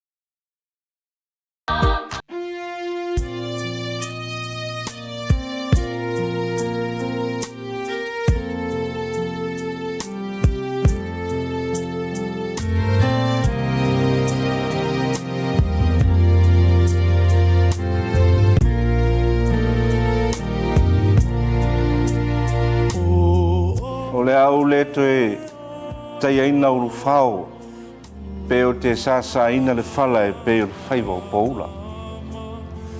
O te le toe au whanga ina fo i le niu loa pe o te toe pāpau ina whātupe ua muli o taula whonga malona whalalaki. Au wāu sā moa mai lava i le mata whanua se ia pā ia siu whanua. Pa o le tolo na fau sele ai le la. Se ia pā ia le pito whanua o le vai na sali. A wā ua mai a o na papae o na tupua ma o na papa whasau, tu lou ia sa moa. Ai whatalofa ma whawheilo i atu i le whita whawhonga le atu nuu. Whapea wō mau mea mai, ai meise a inga uma i sa moa ma atu nuu i whafo. O le nei mitanga ruenga me tutisi pito nu uta i satu paitea nei. Pai ia lava lea i le su sa moe le oi, ia tavu i mga su. Whapea fo i tapa au. Malu tapa au le whano, whapea le ala taua. Aua tasi nei le fina ngalo le mtanga luenga me tutisi satu paitea nei. Ina ia fausia se malu fau. Awa tapua inga masau dinga uma i lo tatou tua. Ua silia nei ma le fast food tausanga o le malu o iai nei. Ma ua iai vaenga ua mo mia o na toe tapena ma whale lei. E le ngata i lea. O a fianga i le tau. Pe a whai e mamafa ti munga. E lo fia ai le laufanua nei le ele i le vai. E tau ai le sila ma le whatau o le soifua maloloina. Ai mai se o le saunga le mu o tangata uma e auto vaa mai i to tono le nei no toa. O le ala lea ua tasi ai le tō wha ma le whau tautanga i le nei kānesia. Se i whātino se tau sala online mo le nei wha moe moe. E ala ese le fōai ma le anga le lei o le tātou tua. Mo saunia fōi ala tele vavave whāteko no losi i nei o le pō. E sa ili ai ma whaatino ai le ngā ruenga. E so tau au ma le lango whaatasi o lana whanau. Mo so se wha moe moe o le whiau ma le tala le o tātou tua. Ai mātou te whaatai wholau ma whaololo ma au. Ne i o ia lo whaletā ma lo tau apisa. Whainga tā o le maa e le tau la e ia. Mātou te tūtū pito vao ma mātou tā lia lupe o mau i saufina ngalo fuote eifo. Ma sau tō wha le atua. Wa amo tau ato ma samo i le ala. La so wa au ma fola, ma so ma au e ala i se seleni. Mātou te talia lava ma le nganga whaftai tele. A wao upo ale tusi. Sili le manuia o lefo wa nailo le na te talia. Tātou talo sia ia. Ia tātou osi taulanga whatasi. E ala i lo o tau a au fawai. Whatasi masa mātou ngā luenga whatau wa. A wāle wha moe moe mo le whi au matala leia le atua. Ia soifua ma ia manuia.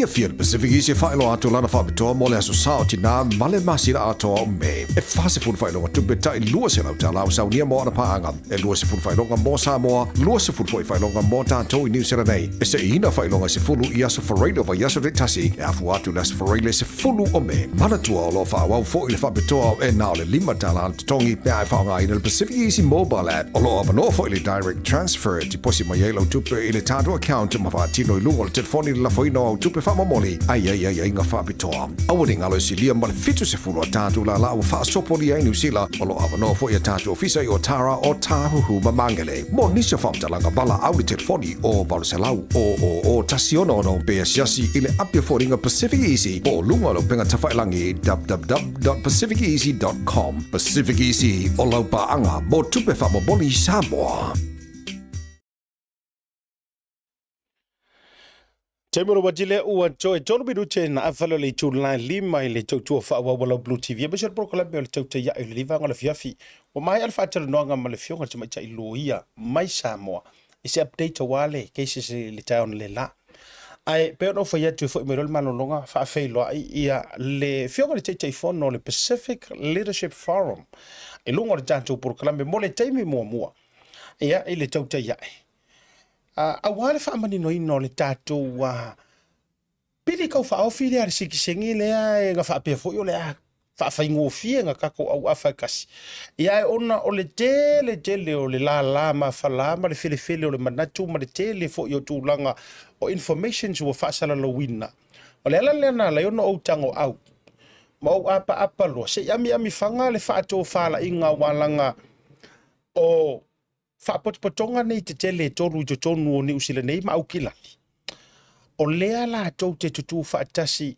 male official kone sula ya se vola ampasa sio tatu tunu mai Samoa e lango ina le pili to fa ofilea ale fionga le foi puli na o fa ma ta fai fa pea la ile atoanga la no tango au ile fionga ile tei fono ia ala fitalinga ia dele ai Edward Puni ia ele to fa ilo ina le tamali ia mai tulanga o ngā luenga au nanga fa Samaria as a foundations but this level for ia ai ole fefile nei o tapa ilo na pulo fa tei fono o le Pacific Leadership Forum sei ma koe fa so ai tu sa le fa mani no le tatu butunu ele fa tau ina o lau submissions po se vaenga e mafuai ona matanga mai le to fa ni usila ma ioe mai le tulanga le tatu te tau fa to fa fela ilo to fa polo fa to tanga le rumenga ia oyo le tu mo telai e lungo le tapo kala me fa tai mo te mo wa e afia fa tai fo mo so la na o fa tala ula tu sei e mali mai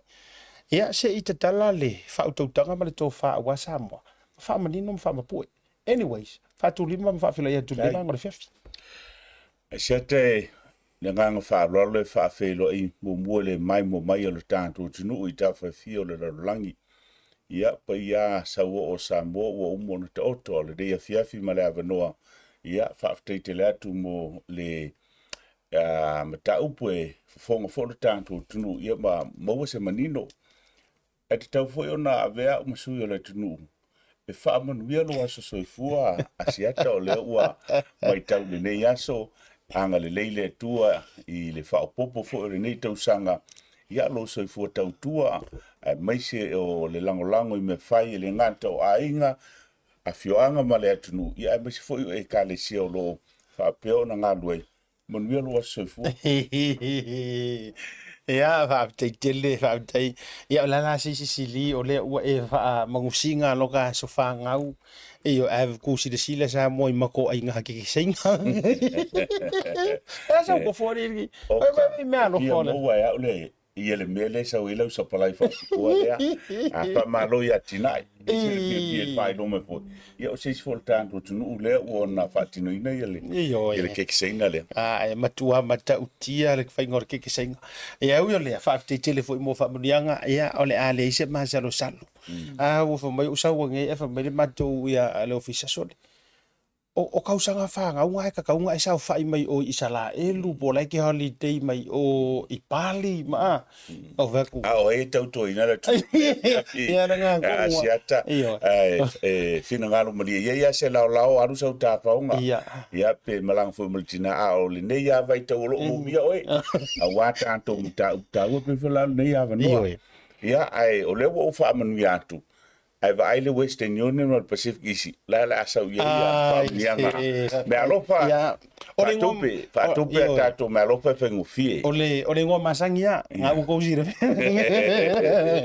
ele suia se ngo masangia oyo le fa tai ole avanole nei wo mana tu se e mali mai pe che fio mai foi lo fio te fo se eu fa fisilia tu lava e se kai me ka o le wo tau mai na ta to ka ti nei on matua fa fa ngo fie mo o ele fa tu muin mama o ile online submissions ai nga o fa fisilia tu lava o fisili ngai wa mai le tu no ia ja o lo telinga tele ai o mana tu la fisilia ku se e kalia o isi le vili mai ma fa pe mai asiata se o le fa mai mo ke o tu no ele o fa ele ai ono le talino fisili le e fa mai ele mo bia ngar mako mako sava vali mako saingi i o le mena ta o le monkey survey o pu ya le o mai tanga ta ia ai mo bia ma to wo lango me o parade ma po protest po sava vali nei le o le tele ia ma as long as e faile monkey survey le o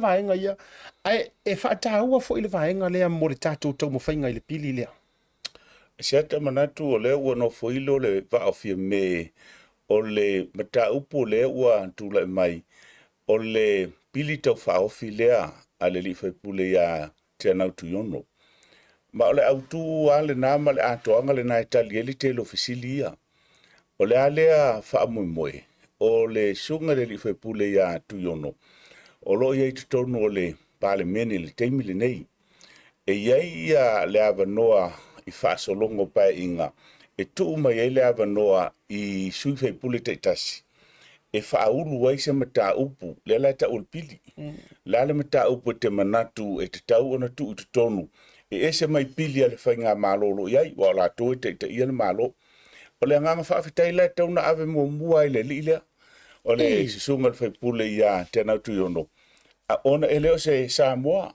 o le Rarotonga malona i tu a Maoli ona yai a sotanga ia na fainga wo se tasila ona wo mai ia o se taso tapau te tausi ia le fionga ia whana na e feso le o malolo o le la whapaanga lea sa whaalonglongo ai ia tu yono o tanoa e feso nau e langal mata upu le talo fawua tauto mai e te sa ia le fionga ia ai o le sile na fai ai fai le tasi na vaenga fai tau e foi ia le soi foi unu maliu le ala o tau ave tu yono whaapupura le tali se itali vaenga ia o le mea le tātou te vavao ai o le mata upo tu yono o lana pili na ona nofo tusi ma avelo i tonu le sei o le tua foi la o le silea mea matautia o le mata upo le nei ona le whape a ave tonu ona mauti noa la ia lea o le a whaatalanoina le palemene mai le fia se lau o pili o i o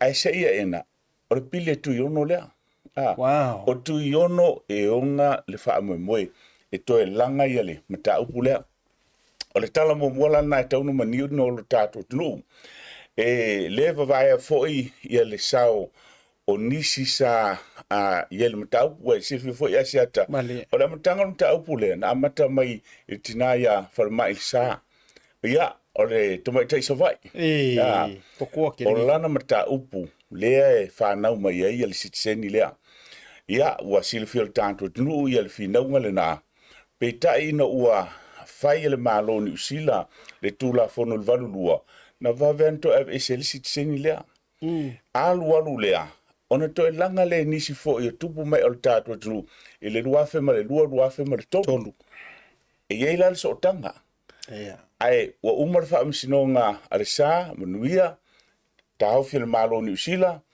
tau fai atu la to luafe ma tolu ele tafal fi ngalo ni usila le la ta tu tala no o le mata upu atu yono i o le tali le na ona fa mamla le nisi vaenga ai ole pili tau whaofi, ole aunga le nao nem tau. Lono winga la lau telainga tele ai pala fionga le chai fon. Anga le se I mai la ia pe ko fa foi me fisi anga le ave tu yono I totonu ma ko se I mai manguia mai. Yela. Kau ke le ko nguru mele. Ole fai to ale nao nem me uma. Ole tau mo whainga atu yono. Ana le yaisel ana mana atu yono ye e tusi se pili foi lea ia o fuova ale le tonga pe o ani me fa pena. Orenga. Ai ole fa afetaile na ile nganga ole li foi puli. Fe lo me mta fa mai ile tanto mafutanga foi le ai no wa o mai le tunu uia I tu yono ai fa memta fa se I silfia sa mo. Ole sa ole ngoa. O toru ono. Fanga mga vale mai ya. Ole a ko por sa ai ole fa fitai. O tu yono le. O tato wala nai ma lo fa mo moi. Ole ala le mafua anga ola ofisili le te bana akilia. O tele nga vale ile isi maule tau fa pe mai ole mau sitiseni. Ai ole o feo mea nge rua ka kaunga moa appropriate pe mo siliatu ona sa ona na aveli tatu fa mo. Ole fa upunga ole maule fai ole mau sikisengi po orka ko wo lango le pili ia pas. Ia tautala malanga fa alalo ele fe nganga vale fo ile tau mfainga le silfiolo tau mo fai e fa awa mai le mau sitsensa ele lua fe male lua le ua lua se fulu tau sanga po ulusu lua tau sanga ele o to yai ase me o mingo yai ole me moni ansiata mal fa fonga le tanto tunu ma I foi le pe o tau numi ele le tunu le na tonua po le a sa onga ole mata upu lea ele o se mau o tantou e manui ai a ole pili e tu yono. Okay. So ele ai ele o kau kere o ko la langar ka ko rua fe male male kolu. E pei fo yo na polonga ai masava vali ai wa fai ilangi fo launga ni si o tua a sa ki ngai. A o lea ua se I mai ele lima pese lima filifilia ele akua le ngei ka ngaka. Yelo. Ai paula le me fai ka kolo no winga ise fea e mafao no fa beatu a ka kofia manganga o kau ke manguia le me lea lango ku yongo. Le mea lai mai ole fai ngo fie fo le na le mata upu. O feo lo mo mia e tu yono le lango o ina tato te anga iai a wa o ia ona le pili. A shata o le walua tau sanga nei. Ina wa yel fina ngalo tu yono ole a ona tau mfainga le mata upu le manuye Samoa. Ma o ia la tonga o komeki ai a siseni. Na fe ai ele fionga fai pule. Ia le Pacific Leadership Forum. Pe o le ala le na o titala no ai male manino male mala malama. Lua tau sanga. Ma failo mai ai. E mana o na tito langa ina mta upu. Ia sa manto ia Malaysia au manto tu o tato tu. Ma ave lo ilfa mnyanga. E se foli tau o lona fina ngalo. Afe mai lo tato tunu. Po le aso tato langona. Ona ave lo la ia leo lana pili la lea. Pe on tusi lo tu ite tonu. Ai fa tali. Pe sei pe manuia pe le ai. Ai man tua foi la. E fai le fuafuanga le. Ele foi le palo te tele New Zealand. Ea. E ela malesi me tupu. E o le pili o ai ale manuia mal palota. O lo na winga o uma fo. Alo fal na le tua. Le ngata ta pena le tangata onu ese pe afa o ngale fa mtalanga. Ia le pidi. Sauru palota e to e tu maia e tu yon. E sa we fa ka un mele. Fa un maigale ile vaenga le. Ia o ina foi la ina ua manuia ile tausanga o tona ina to e afe mai foi lea. Ma ila sa va ai ele le tausi mamalu o tanto tunu. Ile no foi ni sila nei. Ma le sa fe sota e loa ile tanto fon fo tua Samoa. Fe sota ile maftanga so fatasi a fa au Samoa. Ia ma le Pacific Leadership Forum lo na tu pa Samoa. O lo taitai ia le a fionga le alo li ia pulai semi pulai sil fifo o taitai fono o mau siksing. Io o tangata sa la tau mawhaia a o lea ua lanto i loa. A nga ilo le mea lea e ia le pa o le teimi le nei o le tanto wale malo o tuiono ilana pili tau whaofi. O la ofisiri ko sa wa la telenga le mbanga. E mo o miar ka ko ko sa vali. Ia. E nga nger ka ko sa vali e ango mai le pale menger ka ko sa vali. Tulo utele fasino in tanga ta o la utele o la ofisiri. Pe e ango mai pe a fai le vaenga le umata tera doi. O le atonu le vaenga ka ke fai e ango mai ai usila ma mai ese ko fa e pasia le pili le fai tongo na lua. E iei nai vala ia fo ilea e ese ai al fa ngai ingo le parlemeni mai a tatou ia fofuanga po fa ngai ingo fo i al fa msnonga. E ala la ono uta ua le vaenga lea. O le whelo inga la tausanga le ute e ina ua manuia ia le se i o le pili. A o lumana ili tō laulonga mua. O le mea sa mo mia. O lo tātou tala noa le i tai o vaenga whao whai te tasi. Ele yo le table tātou submission. O le mea mua na na mana mia. Mai o le teimi lea ua whaailoa le Green Party e whaawaula tō langlango. Lua masina ele yo le tō laulonga ua whaailoa le Labour e yele na tō langlango. Ua saua ele ea e langlango ia Party e Māori. Ai atu whatasi la tō palota ele pasia. O le ala lea i le vaiaso mulimulia na o mātou toi sāvalia ai ia le palemia ma National Party. O mātou sāvalia le sui palemia ia vavasa mana ia ma le New Zealand First Party. Whapea foi ona fisota i le ACT Party. One manatu a le matala mai seisi o le tolu lea. Ia ua uma foi kako. O le ngaluenga na tau ona sila fia ele i pasia. Sa ia le ngaluenga sa fai o tuyono. Sa ia whaailoian o le mele fai o e te talo ma mai le langolango. Ia sila fia o le pole o le tola ulonga. Ai headline ia le News na le Herald. Parliament shock. Mato ate ia. Ona le eise manatu o le a lua ni party e langolangoina. Ia o le ala ua tātou sao mai lea vaenga. A o le teimi lana nei, tali la ofisili. O la le mele mo mia e tuionu. O le whainga o tātou submissions. O nisi mea, ia o mea ngā miko kakwas taiwi. Ai le o se mea ngā o lo mo mia re keimini ngai. O le mele mo mia e tuionu. Ia tele a tātou a fina ngalo tusia, ma ala ele teimi a vatuai fina ngalo tu fonga. Ia ona vaile o le committee, so a committee le o select committee. E faile la to lipoti, e to e ave le parlemeni, ai le to e faile to la longa lona lua. Ia ma failo, ia i foi se palota, pe sa watu le, i to la longa toru pe le ai. O i le fa mo le tato, pe pa lea ia po a tato online le o umona silsila. Mai ta wai ia le avano o tuina mai a sia tolu tato tunu.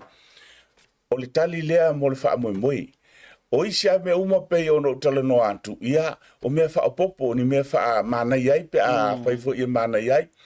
Ai o lo mea o lo mo mia ia telling a tanto submissions po finangalo wha alia.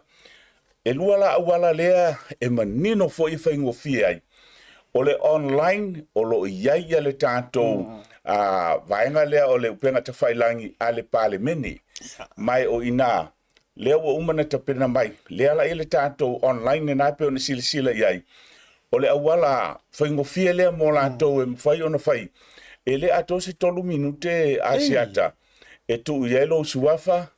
Ia matu ulo fo ia pela o lea fisili mai. O le fisili mua lea. O lau submission e mo oe po mo se whalaptonga. Ia tali le po oe. Ia umoloa. Ia sauloa lea tu ielo ingoa. Ia malo address e mauti no ai. O se tangata moni le mele wa siaki mai. Se elo submission le wa mai. A faila o le tusi sau a pepa foilea. Ia la ele vai ngala mai upload ai. Ai ale ai. Na le lu a vesidita o ia siata. Sili la ilunga. E te mana oe. E faisa submission. E lango ai. Ono atali lo lea. O te matua lango le pilia. Atu yono. Pa walenga. Kusino. Pa walenga. Ia pole fape o te mtuati te ea. Ele pili atu yono. Ia a o tato lango. Ia o la mela kiki. O le matua basic level vai lupe ia. Vai ngalona dua ralea. Ona umalolea. O ani mea e te mana o fautu ina ia komiti malo. I la lea e au mai le tele o malano no finangalo tunu ia o whaamnianga ese wa fo ile whiwa i fo le free visa o tulanga o tatou quota maisi me uma ia e le tau fia tala tui ona tala se la uye e tolu minute o mai al tatou fom na mo i lantou o lesi ta wala le vanga lea a fai o au lea o te loa whaatumu e umalona whaatumu o omi send ia umalina submission ia sauru to lua e mawhai e uno utanga te itasi lunga ia lo wainga ia ato lima lalo wainga basa wa lima na submissions ia au vanga lua la o lea foi la ufa ngal tato pepa lea o tato online submission ai mai se tawal online mo la to fa foto au kilani o fa foto ni sila ai mo la to au kilani o lea wa mato fa ngaina o tapena fo ne tapena ngatu yono Alo tu ba to ua ile vanga lea ono lewa mai anto ile ano male fatu o le talo sanga le nei pa wala le mea a se tomatele ai tu si ele ngoa tu ile male address email ia pa ia email ia tau au mai loi i tanto committee ma la to lo fa ma poa ina ia o ile lo ai le o las forile le vai solo o mo fa ngatai o le te talo na ma foi ngo fiele na le nei fa mo aset no winga la le pepa lea wo matua sili atu fo ilo na fai ngofie ai me sena yo tatou tua a matua ma ila to ele access e ui la vo le veto mai ale ta fati no ngai lungo le tatou wa prokalame yelo enga o le korua mi ngu ke ka ke fai ai le tulaga a le fela wuto e mai le vaenga le lo no winga o le matua o le fa mafa lau ta fionga te fono o le Pacific Leadership Forum ia kako faia ma ia kako ioinga Manie. Ia tele ni tanto lango. Ala wala le fati no il tanto lango. Ale le online. Il tanto pepa le fengo fi. Ia mai te silfia o le ta wo mai a fara Michael. Se wo no se lau. Yeah. Ia pepa. Ia kata ko na ngayo ia na nafi ale palisi o taromal palisi a St. Peter Chanel. O leisi le na malo si anga pe afai e lango mai tanto tu e kalesia. Ele nala. Le foi wa momoleatu le lua se lau le nei aso i le sea ya Paulo Yeli pe foi ia le tausintanga luenga ya suiva ia teo. O le wa mata ona nga i mai pa anga ia mai se te e kalesia. O ila ya nga i le mau popongo e kalesia. O le te ia wao ia Pastor Willie Papu. O le foi wa lata le afe le lanto pepa lawa iai.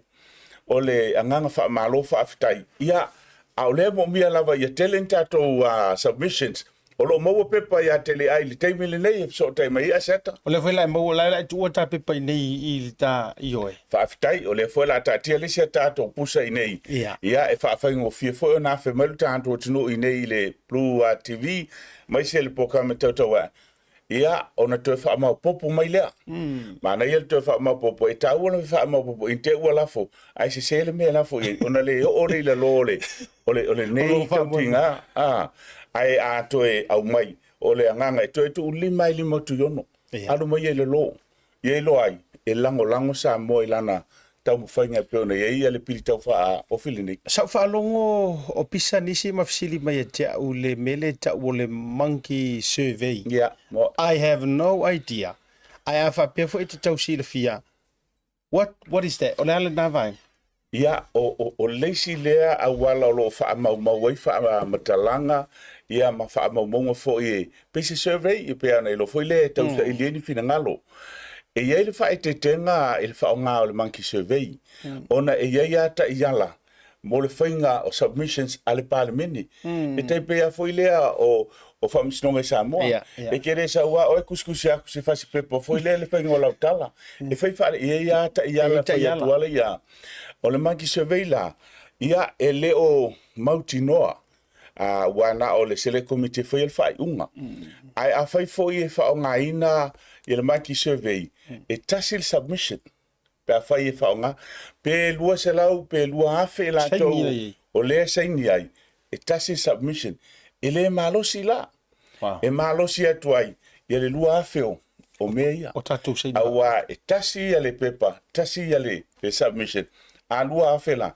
winga lua afe lango mo tion ai a fa nga e foi ni se lo ye se pepa foi lea e kai pio tato pepa foi lea o radio fonts e tu si lunga ia na lu mai lengo pe fia afe foi ngoa e tasi a ia le submission e foto ina le tanto tunu ona manu lo tau tinga manu foi le ava noa to tasi lo tanto vai aso a fai le o mauti noa le wa ye pepa mautina wa umona pasia lo ia o kale au le leo tanga vai lo tanto nu wa umona pasia le pepa le nei e so a committee po select committee o le submission o lono winga o le tele o pepa fa pea o le tele na o tanto submissions e lango fa mo moile o le a se te mi whaangata o a whea e te tau o na tātou nau ia o atuai wai kai wa ave o me te tonu le tau komiti whaafoe ma lafo ma ave atu yono ia na vaenga lea.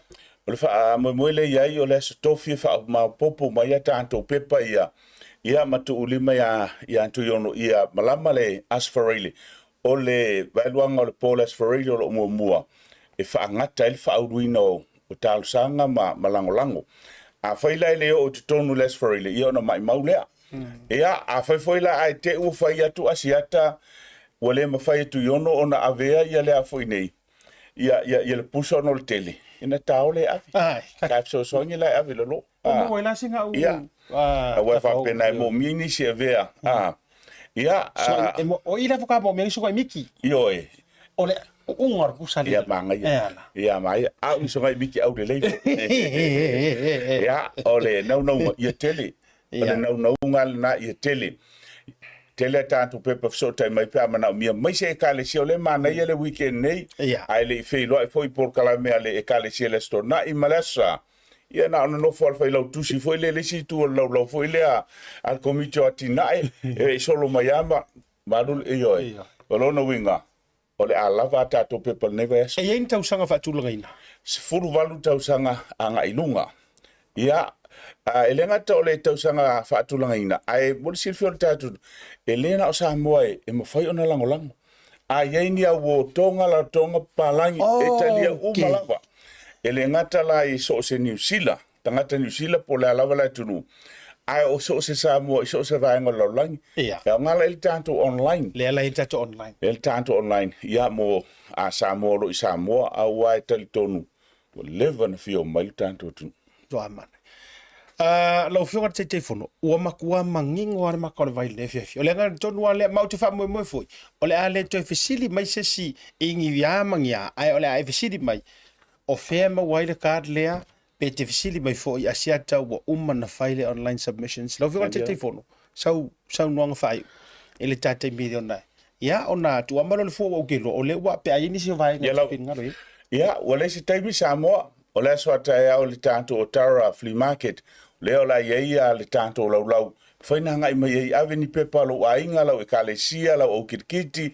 ia por mafutanga ia ma le no fanga o le tanto falo sa mor consula mai le aso nga fu ta ula stofi o le ia le tanto lau na i le taia o mai le sfulu lua o le ngaluenga lea e pe ona failo antu o le tanto tali le ia tu yono ilona mai ai le tau mo faingo le nei vai malona lo tutele ia o manuia i Samoa malo fafte lo fio te fono ai mai se fo io le fio ngai le lau tato fono fo tua ia ai mai se fo o le tato e kale si so fatasi maftanga fa fengainga i nei au gilani ia ma official le fio ngai consula mai malava tato volunteers o tato driving committee ma ila jo o lo o tau mo faile nei fa mo fafte telea ia a mangingo ase mea ia elenge fufo e faingo fiel tato ngaluenga e for manatu e koe maua ska fa karangonga lau fionga te fono te la rongo le so kongu wa le ai fa ai avero mapusa la lu ali wa de tauna o te toitalo sanga tuai so wavano si amazing update fo ilele pe o le ase tu lang o le tato wa o le uru fa o le tu u fa mo le ia bo le fiafi ona ele si o fa tatal nonga ta fa tu fa bo le taimi o le tato tu malonga a foi mai fa firo ele si tato malo lu le tato sum le was stand by mai ia ile le vanga o le fiafi malo fa tai Talofa Lava, Tasi Market is here at the Maire Town Centre, the heart of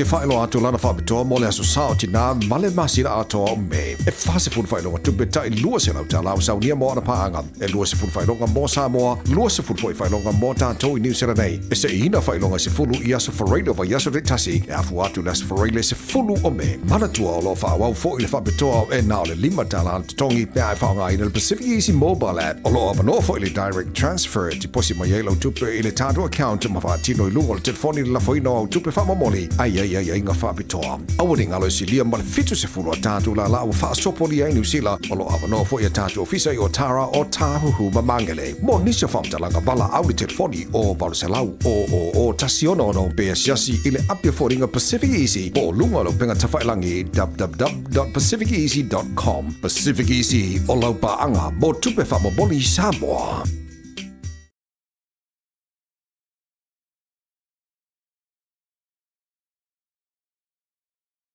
In 2019, our Pacific family in Samoa faced a devastating measles epidemic.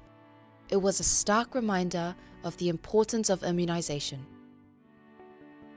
Our Pacific community is strong, but measles can strike anyone. Immunization is our shield against this deadly disease. Let's learn from Samoa's experience. Let's protect our families, our children, and our elders.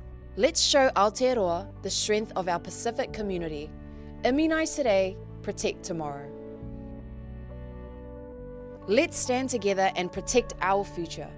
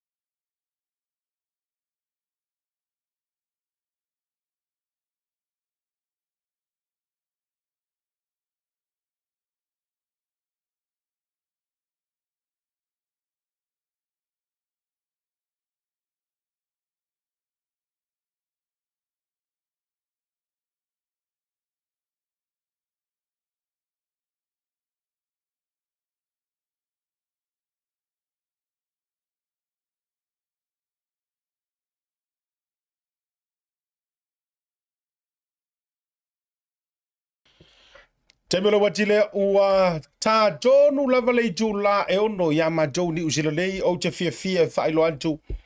O le ua maua le mafiso ta inga ma le tātou ma lolo na tolu ai e tātou ma lolo lungo le tātou proklame o le aso. Vraile nei le tau te iae.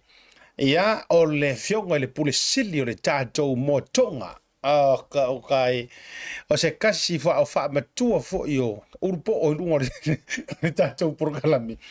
O se tangata na matua pisi mai lava i le asao tina. O pisi wa makua koe fiu e koe su ere me uangimo iai. O te vivia vailo atu. Ma wale vanoa. Ia, ma le fionga ia lupe matasila. Va ai lungo le tātou proklame. Ia, mai fia foi vailo atu. Wa mawale vanoa. Ia, e ngā lulu e so tau au e tau la mai. Ia, i le sponsor ingo le tātou proklame o le tau te ia e ma le Blue TV. Ia, e le tātou motonga. E te tonu si o tātou te rui Samoa. Whatalo watu i lau vionga, le whanolonga lau vionga, lupe matasila. Ia, pa ia o le whalefitu o le ainga taua ana malalantu tama o loo i mata no nofo. Ia, a o loo whai mao o le malo, malu si o tātou te rui Samoa. Ia, vai atu o ngaru e wha, tula o sa longo, vai o le no fofia. Ia, maupu ia te oe whale lantai. Malo le whalau. Ia, Abalo siata like to fale vai malai ya manino lavo sila fia fo yo to fe to fau o tu taulangi i ile pa fonga le tu no ya moli atu le nganga o le fa tele ma fa talo fa ilo talanga le vai malai ne fia fi asiata ya nanga o le tama na fale fa ya te o tu mua ya ono ya te o pule sia tato motu tele le motu fai me mafai na tu o le fa ia le motu tele pule ono ya fa talo fa tu ai nei tu la via ia ma fa fitai atu ile tautaia ai mai le Blue TV ia wa ma se ava no le nei au nanga fa tau va ai fa ala wi lo ai lu ngol tatu malai ia nai onoa lava si to ina lima vai fa ai lo atu lu ngol follow ale le setasio TV wallahi loa i le lalolangi i le longo a o na tala a alu i sala elu la i le Blue TV a alu i o le mela e fa sua o i fana o le taua o lo o i le Blue TV o fair lava le mea o lo no foi le lalolangi nei o le mea na o fa pea e le mafai ona tapuni la o nanga ne mo tonga ai le yo o lunga le Blue TV o le mea o tau sini yo i le to tele ia ne tele selu asu ajiat yo e wa tele ia tamalo loa wa ita i tahara to roto wa vatu uma fina ngalo tina ma ina to uma ile au le o lo tarenga le vai mala yo a o ina sa al tamadi oka ajiata tele selu a le ne fiafi le fa taile i le fionga i nga fatasi langa le nga fatasi ya samo ila fionga ya nae malpu lenga atol tatu TV oi se mi mulinga foi ni folia ni oli le tilo atu tulo le tino o le le o le fenga lunga le company oka le ko ia se me ko fa pe a se mai lunga le staff a ko ka ko kivi oi pe o le kuma le meri vole kai le lunga le sami le pole ila oi a se fam talanga le atikata ma se fata no foi le tulo ta mo pele le loto Marole, soy fomo. Sa ai ko inga ka ko ilai la udi. Dia nang ka mai ki sa bali ma America me. Eu ia viu ko o ese sidi vai le ma warkanga. Ai fa vai au ka mai ki sa bali mai le ai pe o America me ai di. Le malo. Wa tele lai pa si vai ngora u fa ku di ma la fa felo ai le te tau to e fia tau atuai. Ora vai nga leva pe me o kele ia o tele ni ulunga li o ve vesi ka ka ia o ayo ai le lopo ni mata u pua li lopo ni mata u tala no ina le vai nga le asila ia siata e va koe e makauria foi mengi ulunga ia ia nga misike li o kinga vo ia la e ngofo amalaku ka o sia ka ko ka ri sia ka toliko ia la nga misike li o vo ia nga kinga vo ia va pe mai ma o pe anga pe o le kamari le hostinga mai le tautai ia si o ko ru ai mas ela pe vai ku foi le ko inga i le kamari ai se pe foi le wa o pe wa ka wa ru le ka se furu le uri mo pe kilo ngai le langi le po ai le langi le ka ia pe foi le ka fa de con uri fa e wa ka ngalo me ora uri ki or ka va mai o fer ki or ka va a pe lo ma fa le host ka ko pokara oi ka fe ia nga onsa ia o swingo le olanga sia swingo le olanga i de mafainga ka ko ka fia swingo le olanga wa ia wa mangi fingi o sone wa vavala amu wa vavala amu wa ilor me mo ia wa ka kala ngoi le nei le fia sia ta fa kai le va ngofa au o mga kuai da kari or ko inga nga wai se me vai kele sa ulor ka mai ki maronga di poki o maka upo umar ka mai ki e ku sele upo le outstanding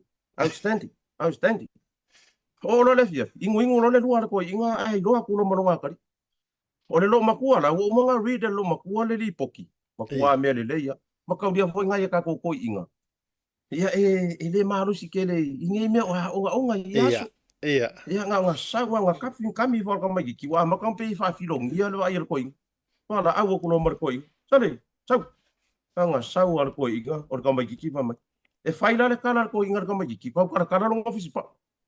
Pa i lau ripoki. E alu whaafia le aonga. Wai mele ka mo whainga le maumanga ma. E whailo lo pile le aonga. Alu le aonga. Vai. Ingilisi. Kukui fafo. Samoa. Kukui fafo. O le sae. Kukui. Hai ana ke kukui fafo. Ana. I oe rengi e fia siaka. Le fo ua. Waka ko wharongononga kui keisia. Le I keisia whanga solo kai mingi. E sire ka ko ua ka ke kukui fafo. Ke ronga paunga le me whai ka ko ngile. Ka ko ke manga o su ele me moni. Ka ko uolo ka ko kuku mai fafo. Paunga le me manga o ila wori. Ia se. Acha te whapu anga le fia. E malole. O le asau matau le tangata le o mau. O le asau matau tata mai wai. Mau fori ngia vangonga o ka ua. Io walanga sa io. O le asau tau matau le wali ia o mau ma erevisi. O ni tangata e tau whaiwhai e ni o la ma whauwhaunga whapena. I la ua wha mara te tōrua. O le asa oe matau. O ni tangata fo e tau whaiwhai ma po ni tangata e le ai e le popole ia me o le olanga. O le asa usire fia sila. Ioe. Asia tawa fe kaiwa e la wa e a fair ko rua le. Wa makanga pe e fai ma wa venga ma fa ko rua le. O kui vasa ma le ri le o mau. Le la wo mau fai ya mau. Pa ku mau. Wa valo ia e le au popoko ku spa ia. Wa le fiu fa ka ni le fiu mai o le ri. Ai vai. E mau a ro o ma kui vasa a fiu mai ro ma le ri. Pa wa nga le me le fa ka ni le fiu mai o ku ia nga mau o rua. E mongi lau karenga siaka. Ia vai danga maua foi ku pai le ko makua maua le ia de kona. Makua fiwa fe alo fai. Pe e ole maua nga iu siko o tais tenenga maua ngi.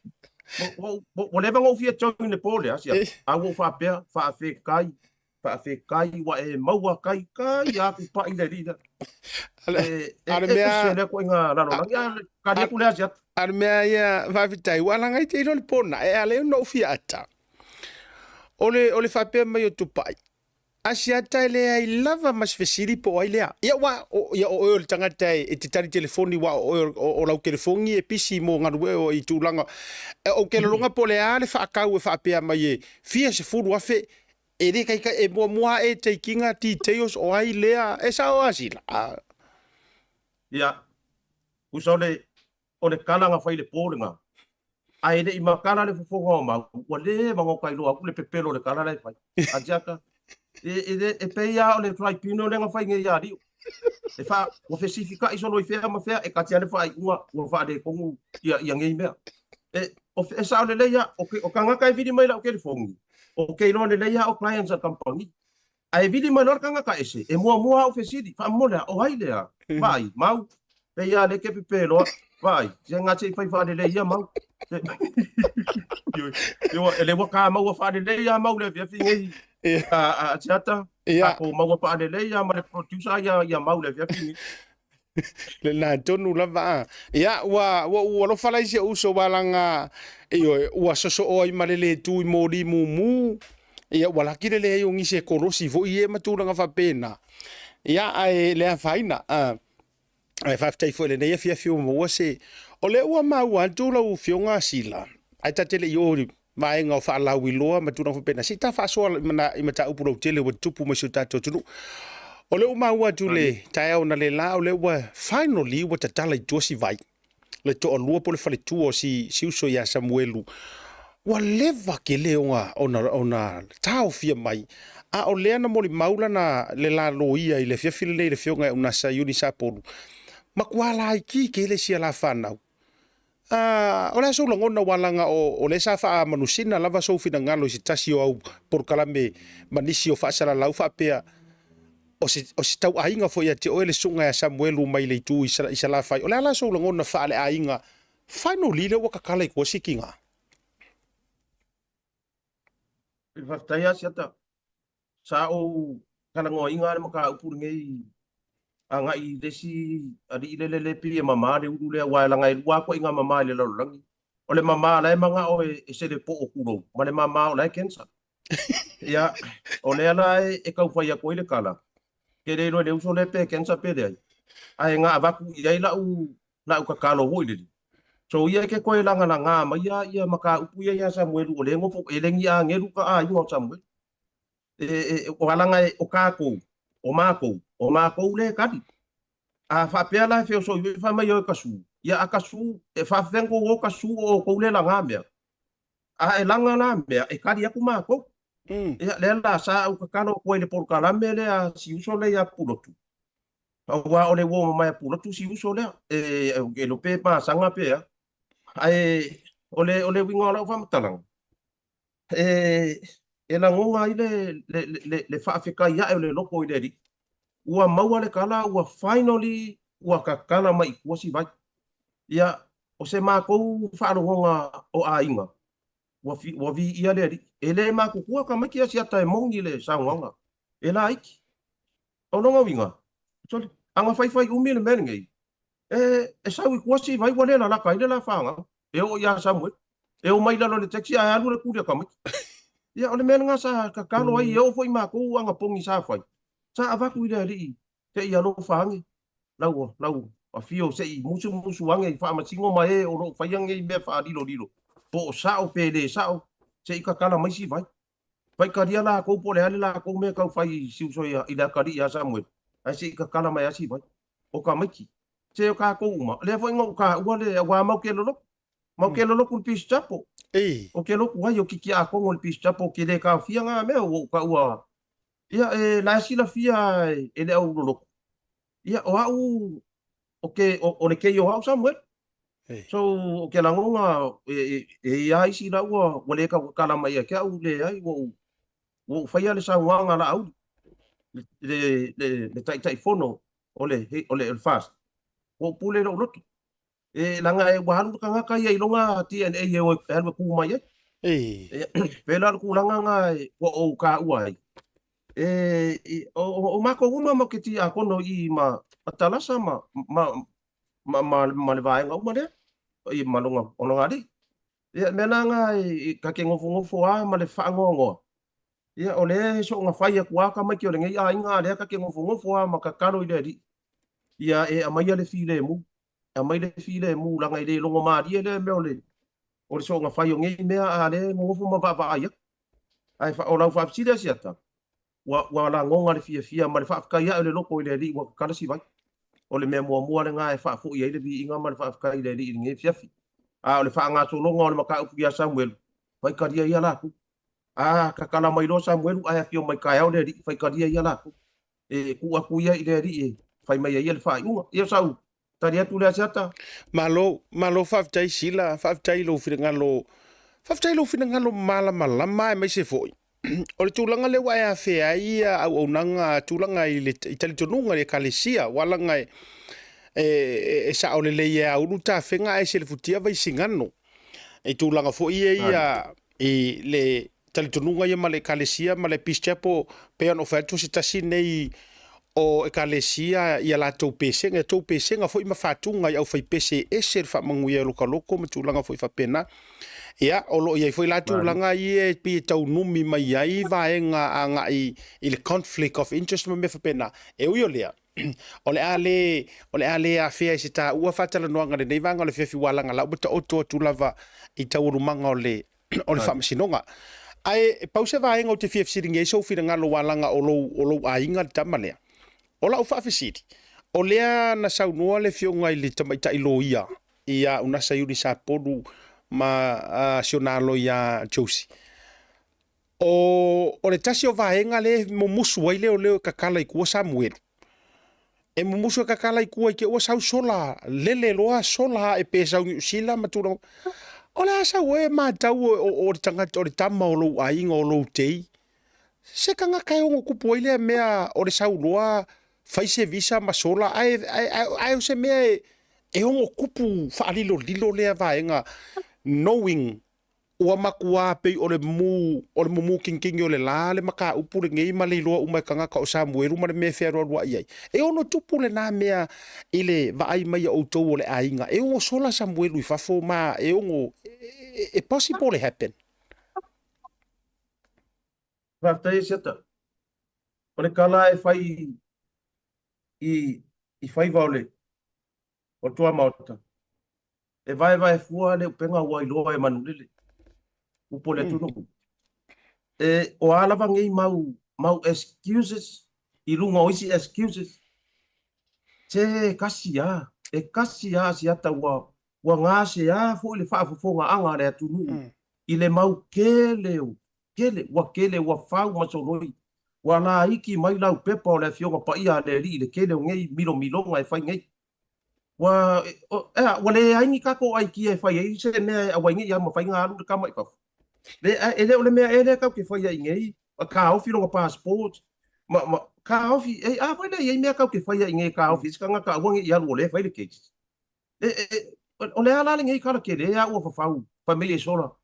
Se mi ngea Samuel e whai ngā koe whai ngi passport se kele. Ma o le kele ia. Ai paua lea si ata mangua wha o kari aku. E ia ia lo kari kongonga si ata. Se ngō kilo ai fure tia ngā wha asau e fonti lea tourist. Wa levang kaunga oso se morianga o le ala. O le amakanga mai o le ataka ale whikalenga i ale ala i le case le. O ke leiro Samuel. O ke le taka kaualanga stay ya le ala i langa attack i langa kari lea. O ke leiro Samuel. O ke leiro Samuel. Ai whai mai langa press release le nga whai mai ngā kai le HRPP. E iei le ka mga aruaku ia kia. O ke lo o i kongu ai le vai mea. Kaunga mōri ai le ala. False statement. E sa awa wasia. E mawhainga mōri ia se si le mea le. Sa o le lei. Ua ka kaunga oso se mōri anga i. Pai, o lea wa e o le ngia leo. Wa e o le ngia leo. Le ala wa e o le ngia leo. A lenga e whai mai. Ke lei rosa Samuel. Oi lea ka mai ki ngā oi ma. E whawhiwhenga e roa ngoi Samuel. Pea whai a whapea ke lei rosa Samuel. Whawhiwhenga langa e release inga ilo whonga upu ia e ngā oi Samuel. If you don't know anybody, that person. E whawhiwhenga e whai a ngeira whonga whai mai o le pango kāma lea. Oi, e ke whai mea ke rei roa ane ke ka ua mele pangka. Se oka. Se anga wa se maru le maru.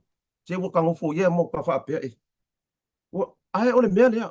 O lau kilo ngai le mea. Waka kaunga oso se mori anga i le mea lea.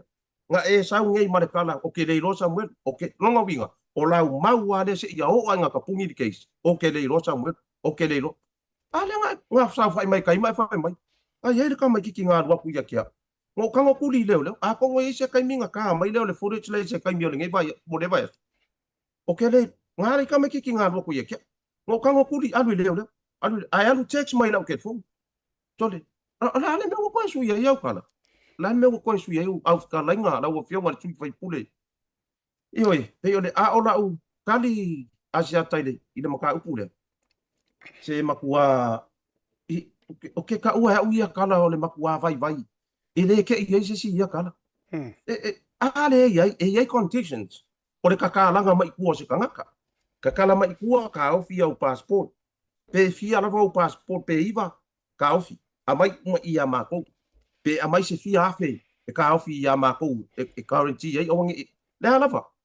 Wai ai se wai ai uma ia inga fa masi ngonga i me uma nga se up uma me uma le malo mo le kangaka onge i sola i fafu onge. Io le kari aku le asia taile whawhisiri. Malo whawtai sila. Ole matua i anoa ia mataua. Lenga e olo fina ngalo. O lau fo ile na nofo fo ile le mo vai aku e afua i o nau ta whapea. Tu lou wale whafonga le tunu.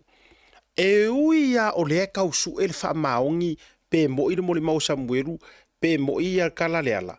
Ai a tatou mai nei le to inga me fo ile le fa kai inga o le a mai lau fa to fa la inga fa masingo o e kanga ka fa longolongo ave se la fa masingo ngai kai fo ile le ai ka ko mai uma ka ko sa fa ise me se kasi ma mai tangata nei tu lo to alua se fa matala mai ala tala ma me na go through ai ma ka ko ngofo le a ma fa ngale me ta o le fa to fa la inga manino ma le leyer kanga kala vaia e ke kai pe me foi le poko le ave ya solomonga i fa finga inga wa a ka ko mai ngi ma ka ko ngofo ma mata wa tu fa inga tala le sa o le leila usa no nga lupe matasila le nga wa sa o mata le lei o follow up mai I le amatanga o le live le nana fai mai e le ala i le pule i petesa. A ele i malanga e se mai le sianga saunga. Pauanga o sanga live nga o na o matua mata live ai. O nga o le reiku. Sa a mai le whaala wiloa o le a ia wha makala mai loa langa story. Kuso le la saulo e kau mai le mea langa ke ngofo mai. O whapelo, o keila. Langa le sa musu e saulu ngola upurukalame na ua uma i e Samuelu. Sa musu o whapelo, o keila, o lo opportunity la lea. So o whaalongolongo la po le almele la kau mai e siafo i whaipule. Sau le amakanga o ke le iloa lea tangata. O ke le iwaai lea kangaka, o ke le iwhaalongo, o ke ia pau fa mai pau ara mea ka wha pangokar kangaka, ya mama alua i lava. Ai koe sau le whai unga. O te avatua i lunga, o le vasa fau, le lau tu esu ere kiripi lea, o te avatua fau i lunga. Ai anu lava ai koe whai mai. E iai le kamai kiki sa. Wha mai, e iai le kamai kiki. Lea sa laku lo fali, lea sa laku. Koe wha fo i loa lea i le moli maua Samuelu, le sa whai aku i lunga i le tātou au nanga whaasara laure nei. O le whesidi. E iai se vahenga o le moli maua Samuelu, nga ka ua i Samuelu, nga alu le whalo le ala. O le kadi, ioe. A nga whaapea ngei e le ai ma se vahenga o le moli maua Samuelu, nga a fia i fua se a fea o le maoka o le whaipuli, i a ke aura. E kau whisiringia ke le fo ila mea Samuelu. Ioe. Peikai, e le i ngaka i le vaai le hit and run le moli maua Samuelu. Nga makua o ai le mele nga o ai ma le nga halu le mau kor fai pule ia mau le la ko mai lo fa pipi fa tasi ma le sau nganga le fai pule fa mai e ia ir kam kiki ngala ku fa le pera fa lua ia o fa o kuria ese ia ulaia o le pinko nga o le ngomera pinko nga o le ma pinko ko ngwa nga le nga fa kali kangaka ioi pe saule maa lea ka ko ke whaakarikaria.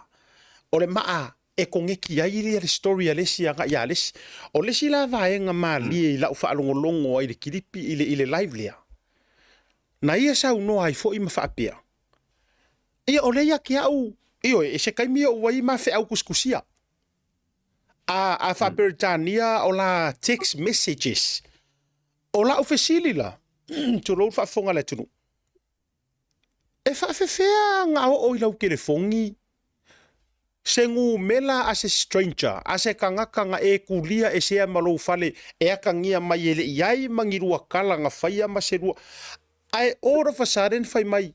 Ia, leia i maha whea kuskusia, i maha wha. Whangale ia te hau la mo ka whaapea, sole. Tu lou a whakula ufisiri wai e whai ma ke ua fatu lou fa ale fia mai makanga rua ngole leo ai aka fisiri ngia melia e fa ngofio ko fa pe o yai e se fa ko fala inga mangia nga va ngi kanga kai o fa su engai o yai ngi ola ko a fa fo o kekele ngia nga va o yai se principle of common sense o yai se ko inga principle fa pe nga e fa la e inga iro la ko ma fau matala e la ko ki lo ai le pepelo mai le sao. Ia, o le vaenga na pena e pick up ingo fo elo fionga a sila le tūlanga le. Hata e seta. Ia se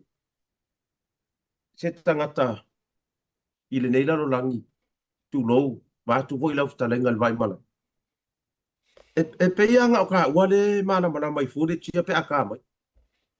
O nga ono kari ko nga fa kanga ka ono le lau rangi ku lo le fa fonga anga sa mo le tunu pele. O le sa wanga le o le wa connect I mori mau rua ia kanga kai ko rua. There's a connection there. O le wa kongeki mai le mori mau sa muelu I le sa wanga le ana. Pasa o mai pe au se fa mole a langa o meo le wai runga footage. There's a connection there. So police waka kaunga move in lo le ka ko maka upu. Wa ye se moli anga I le mea le. Pa pai le sa ke sa tinayo ke le lo oi pa mea sa o le ufka lainga. ka mai kiki ngo fa longo san pangka ngoi le se nga oka fa le anga kasi ya morianga ka nga mai lunga wa fa le anga ka mari anga le ka mai kiki tole ole so si la fia la wo fia ngal fai pule a so wa ka di le fai e fa pe nga sungi la just try to put yourself I se vai ka nga ka ngi le ye ma ko o la fonga ya nga fai fa mai ele nga o nga sa nga ile nga fa fe nga ile ile nga le la wo fa no ku le vai the short footage le nga so mai I o ye the connection le wa ye wa fi so o kai mo le ko ru le no nga winga wa ka no nga mai fi si dinga le ala fa mo le wa sa ngo mai nge ke le ro ka ma le wa sa ngo mai nga wa ku do fa le so fa mo le ala ma die o le a fa ka ko ma ka upu I le me le la post like kiki arka ko me I sei fa o le wo no connect I ma le me ya fa mo le ke wa su wa we se si but kilo I footage a mai footage ki a mai ka ko aka ki o le ale mo ni ma o ka mai ki nga fai ya uma le mo ni ma kilo ma le footage ma le me le sa wa ku lo fandi wa o ku ria le ha le fe sili le wa e sa ku thank God you came in le wa e join mai say waka kau no ya fa pe o if I'm a police waka kau step in fa mo le a ka ko office o le wa join me there's a join there so please let's go we find out Sky TV okay maka la ya ka foi America le FBI ma le o su criminal maka ke va ai a ko le ma singa o fa nga le America le wa lunga no nga soda le keisa le ainga o fa nga le po ma le au ko kiki au le po o go through footage alu ka sa ku ko alu luma alu ku uanga piki marki o lang ka avale piki manga kama fai ma vest ai olo a mai marka nga ka le masalo mia I wa maua I le chon ia pe o la ka kilo nga ai o pe o I ke manga o le ko kilo pe ia ngai maru le maru si vange pe le mele si ko ki o le wa connect I kama ye ko ru ia le kamari le mane moli mau le I ka ngia ngai le ingo sia ngai e ko kele there's a connection there I need to know if I confirm my o le me o connect if I pe le ruo if I ko foi pe sa ko mo fai aku malo o le si vaenga ala yo no ofia no vai e tu mar fa no ile I tauru manga o case le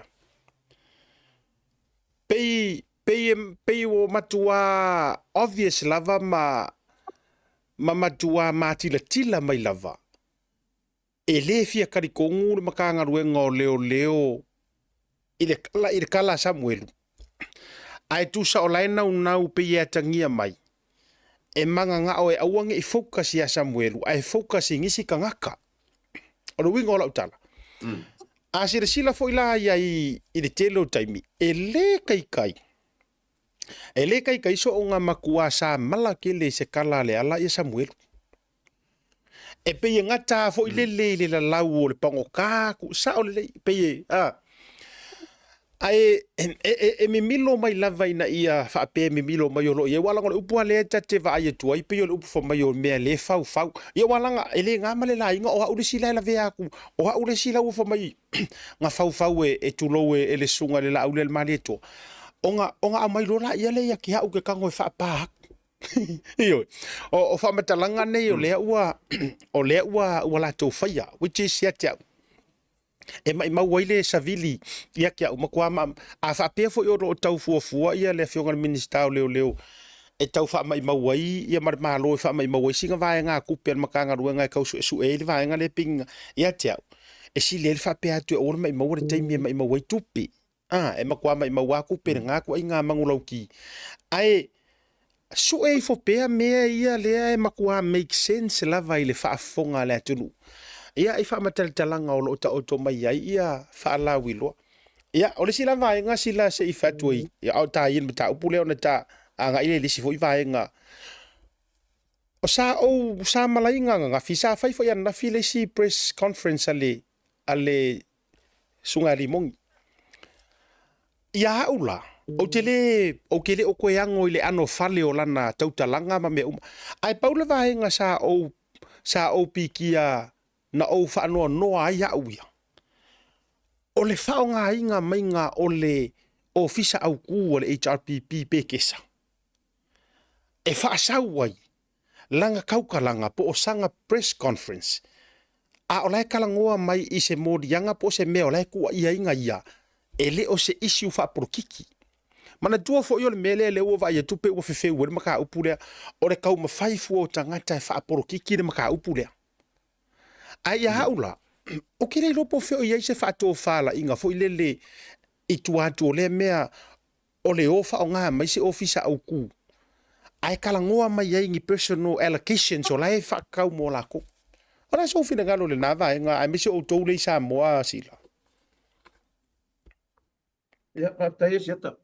Il whafisiri. Iwa e ngā langonga lava maka kufo i eise va e ngā lai kiki sa. Ia, maka ku lava ma le wha ngoa ma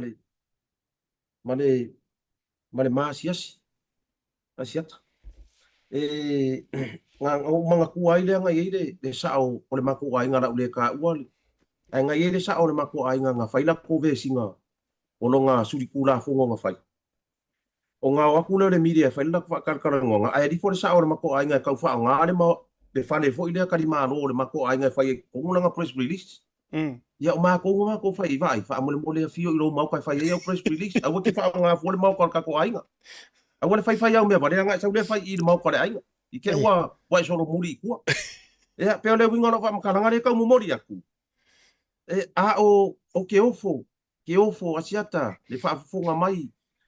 Karuanga a makaranga le whiwhingi ka kere o ka ua se chau pipi. Nanga ele ngā o le kamari i le se chau pipi ku hou le pāki. Pāki e ku maki lana kou. Ai e se le ngofoanga ngā whao ngā. Se le ngofoanga. A whape o au se sui whai pule, ka lo whai ngai whai pule, o whea ea o kou. O lea ua o ia le. Le kou maoka, kou ke wha me melo ai. Le ua mamori mai ai. Ia ka ke maka kua le ku mai ai anga wakau. Ma mea fo i eo. Ai ngō whapea. Ai se future plan, fo le pāki, mo le kako mele lua o ongo. Ia ngō whapea o.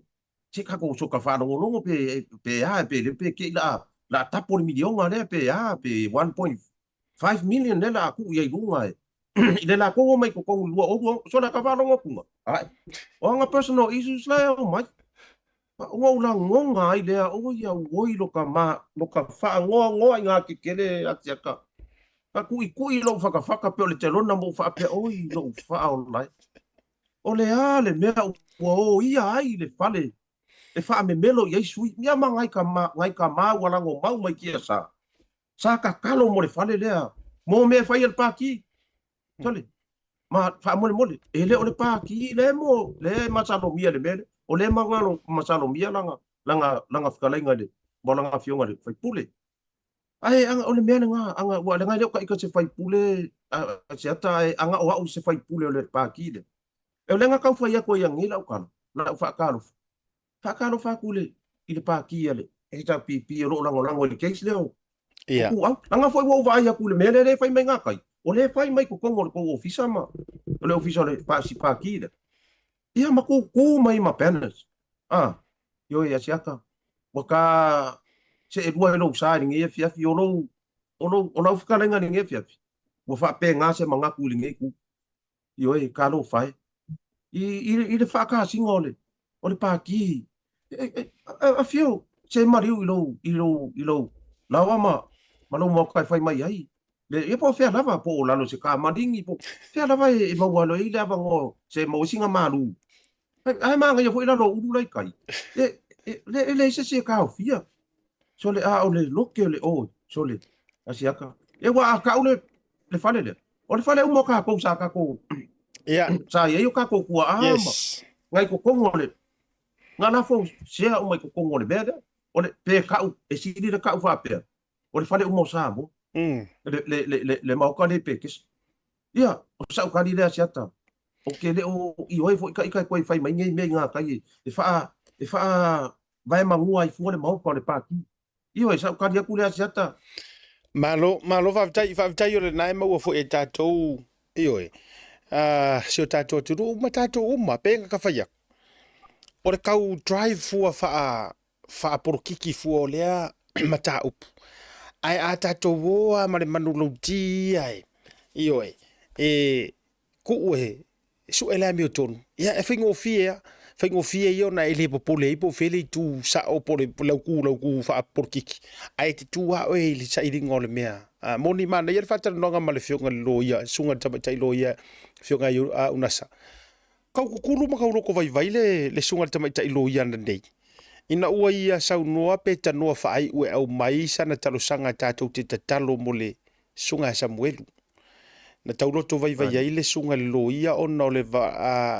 o lana vaaiga faatinā atu foʻi i lea atalii ma lona loto o fesilisaʻo kua ia ugasage o le a sau matou atu i le soifua malōlōiga o samuelu ma sau vaaiga i ai walaga ae fai mai le saunoaga ma kua gaugau arakama le saʻiliga o le mea mogi ma kua gaugau a samuelu i le saʻiliga o le ame o tonu ma tulaga ia i nei mau mea uma o loo tutupu ia ae o te alogona foʻi o le se finagalo lenā ia i le lautele o sio tatou atunuu latau atu le ona le tataimi latau atu le taauaunaga ea mai taumaua tala foʻi le pisi o tatou i le vaitaimi o le asasaotinā ia e mai se foʻi la o tatou faapitoa a le motoga i lenei vaega o le vaiaso foʻi ma tulaga o loo iai a mai se o le alo atu foʻi le faiuga o lenei masina tai siata io o lo faaauau le tatou 50% le to e se o tatou setinofo momi le sa fai le Mother State ia ua talosaga mai le atunuu le vaiaso mulimuli le o le Mother State pe mafai ona toe faaauau ia e te silafia foʻi asiata le 50% lenei e se ase a magagao gi pulega o gi kampagi ma gi falefaigaluega e fai o gai leke le se mea mamā se kampagi e mau ai o le ua afa le tau so e benefit ai le customer so o le winga la le asiata e le mafai ona na ave ese le tautua fia faaauau ma alofa i le atunuu ua fetoe faaauau ai mo le sisigafua e le tatou independence ia lea la ua faaauau ai le faafofogaaga le atunuu o le vaiaso la lenei sa matou pisi lava ona o le fonotaga i malua o nisi o oka ia ua le ua mae a lenei vaiaso a le vaiaso le amataga o le vaiaso nei ma le vaiaso le teanei sa matou galulue mo lo tatou pulega ia i malua ia ma le tatou special la matautia lava le alu le taimi nei o lea e alu ele tatou ads lena avatu e le fioga ia misa i nei o le ma te tautua atu i nei se tatou le tatou auaunaga o le se 15% deposit o loa uma e faatoutoga ai le malumalu e se 15% deposit lona uiga e 5% lai o le ekalesia i le totogia o le fesili la ua e toʻatele ia o ana nei foʻi e lua ekalesia na faatalanoa ana nei ma le mamau ekalesia le mea tisi le ua tapena latou fofa le sa mo le faamatitele le tausaga fofu ia ua o mea uma anei e tapena i le motoga ia lea la ua gausia mai nai nei ekalesia e tolu 10 mo tupu le ua tonu o le system lea ona e se 15% deposit me muamua lenā ia e 5% le totoe e ono tausaga e togitongi ai no interest no interest e le se tului i le ono tausaga ua faafogafoga mai la ekalesia e le io kakou le aua asiata o le fili lea o le tagata failou o le interest o lona fili no maltasi le a e alu e faisau lou e muamua e kapa e fia le pasenge le kou interest a fai mai e se fululua e le uma mar se fululua ua mai lo muli le fai ko le bank ia ko nga me va penga ai pe ka ke fia vol pe ari vol le valu pasenge pe fiku ia ngai manga ia ngai pasenge nga e se fululua lo ngai lunga o ia wa sa ungi e fua o el interest ai o le motonga e ongo kausanga no interest ia e umanga e ko ngia ko e umanga ko ngele karisia la ko fo ko le ko kausanga ia o le sime e se fulu tausanga le warranty longa winga ma ko ke leo winga ma ko ngofo ko ngol se fulu tau sanga na si le peng fiki ke le lava o i e fa matala ile atu nu awa le mato na papa le paina o le ship sa o mai ai hasty i New Zealand na o watu i New Zealand fai le mato fe ngai nga mar company le na le o le South Pine fai le mako tio i le painga le mai New Zealand ia a fai e papa e tangata mai New Zealand e tatau ho na pa le paina ma te fa ngai i nei Samoa ua uma ona ha o tauina mo le taua mo le tolu sfu tau sang ko lu sfu kau sang ngai lunga pa ko ai longa ua kau vai mai painga le ia pe o le mea na le na le fia i tangata le special le o mea kau nga o loa la ia kau farsa a o le public e le la vea i le public i le tato special le i ke ua sa vadi mai fo i se kanga ka vape sila ngau sau le se fulu ma pasengele ngaru ka mai masaka e le ai e fa mo le la vai e mo ia ke le po ai le vale mo po ia pela ku asi ato le fa fo nga le tu a wifi vai le mailing ia tia e u nga sa vadi mai se si polo fa fo nga le tu sila o fa na le se fulu ma pasengele e fia ave na ngia i longa winga alu ma se ke se fulu ai ko ko ngal tulimba ia o ko nga me voi e sa ore kala lo ma ko ila lo mangu kulo e o ki ai pat pa ko nga wai ma pat ia ala ngare asiata o mato ona ia mato special ia wala ngona le fa fi ina ile umala vale nga ngol fa fitai le fio nga fitasi inga ua kadia alo ia le ngi malau petalenga asiata o sia tu musu lava ile fio nga fitasi e foi kai mi ele sa o foi nga fakati ia e ka ko fa pe nga fu yo langa ia e ka ki le ia e fa pe kai o nga ki lua va lua ma le fio nga fitasi ia sa mo sipo ia masiko ingo anai ia ma le tatou ti mato wa mau ai se ava no fa aurore moto tatou te fai mea ai fai mea ia o le sifo ia tau sanga si ata o ta ava no se ka ki kau o kele ka mari ia o mai ile le mako pisingis ma ai oi mai ile fa lave inga o le midi o ngai mengi o fai pule asiata nga o kakalo aku i ma por kala me mapulotu ma o koe kakalo aku ape a far se fina ngalo o le afionga tamai tai pare mia le sa fa apito o le sui fa pare mia ia tuala ma le vaenga fa aku fai le fast ape a ave se mai fai pule mai le polo keki ave se fai pule fa mole la ia ngai ki nga mangai ka mai kua se la ki lo foi kusi li poki ave yai se ka kusi mai la ko li poki ko ke manga ku fa ka va ile osi ko inga se awara ko ke fa pe nga I wa la fa pe ku ia ko ngul fai pule la ngai mo lunga no nga wa inga se o ke le ha ka ke le ale me nga ngi sa mo asasi la ka ngang wa oka ia e ka olo nga ngoi isi al makua makiki valeanga e alve asiata ko fa ko ile mafainga se le mea e ole ko fa ko le longa le alu ole ngangu ole si ole pe le alu fa ka vilo ka wo vole kulo ole makua le ma se kupere ka a ka ko si o sia ka ko nganga na ba ka ki fa me melo ia la ngore nganga fa u mai ele ali nga mai ele sa mo ele ali sa mo ngi maku mai malanga me alo fa le olanga nganga e awa ia ole ke le o me ngi o ka va ia wa mai ku ngai ku si kula fo ngole le pa o e fa pa langi o fa pe o ka fia ma wa me marka nga ka nga ka ku sia me ngi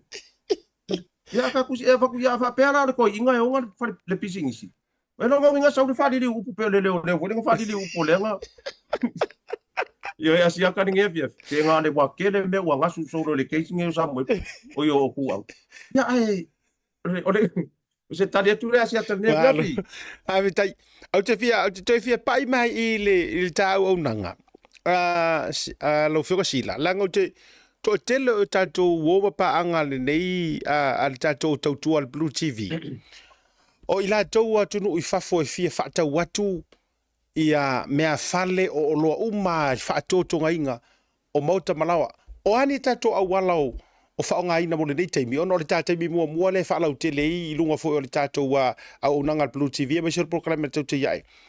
A whau ke ngofo New Zealand, po Amerika, po Australia, ai una watu e kokongi o mako, o haa wala mwhauno fso o tai atu e mwhai, ai mawhai fo e ona whai, ai a whapena fo I e eise a wanoa o tūlanga fo o le lei pai, Ia se uma nga kokongi o nga piki lea e mawhai ona e tau sau noa mai tūlanga i whamulmuri. Ia whaatai a siata, mo le whaafisiri, whaatai tele lava ho, me ia wanoa.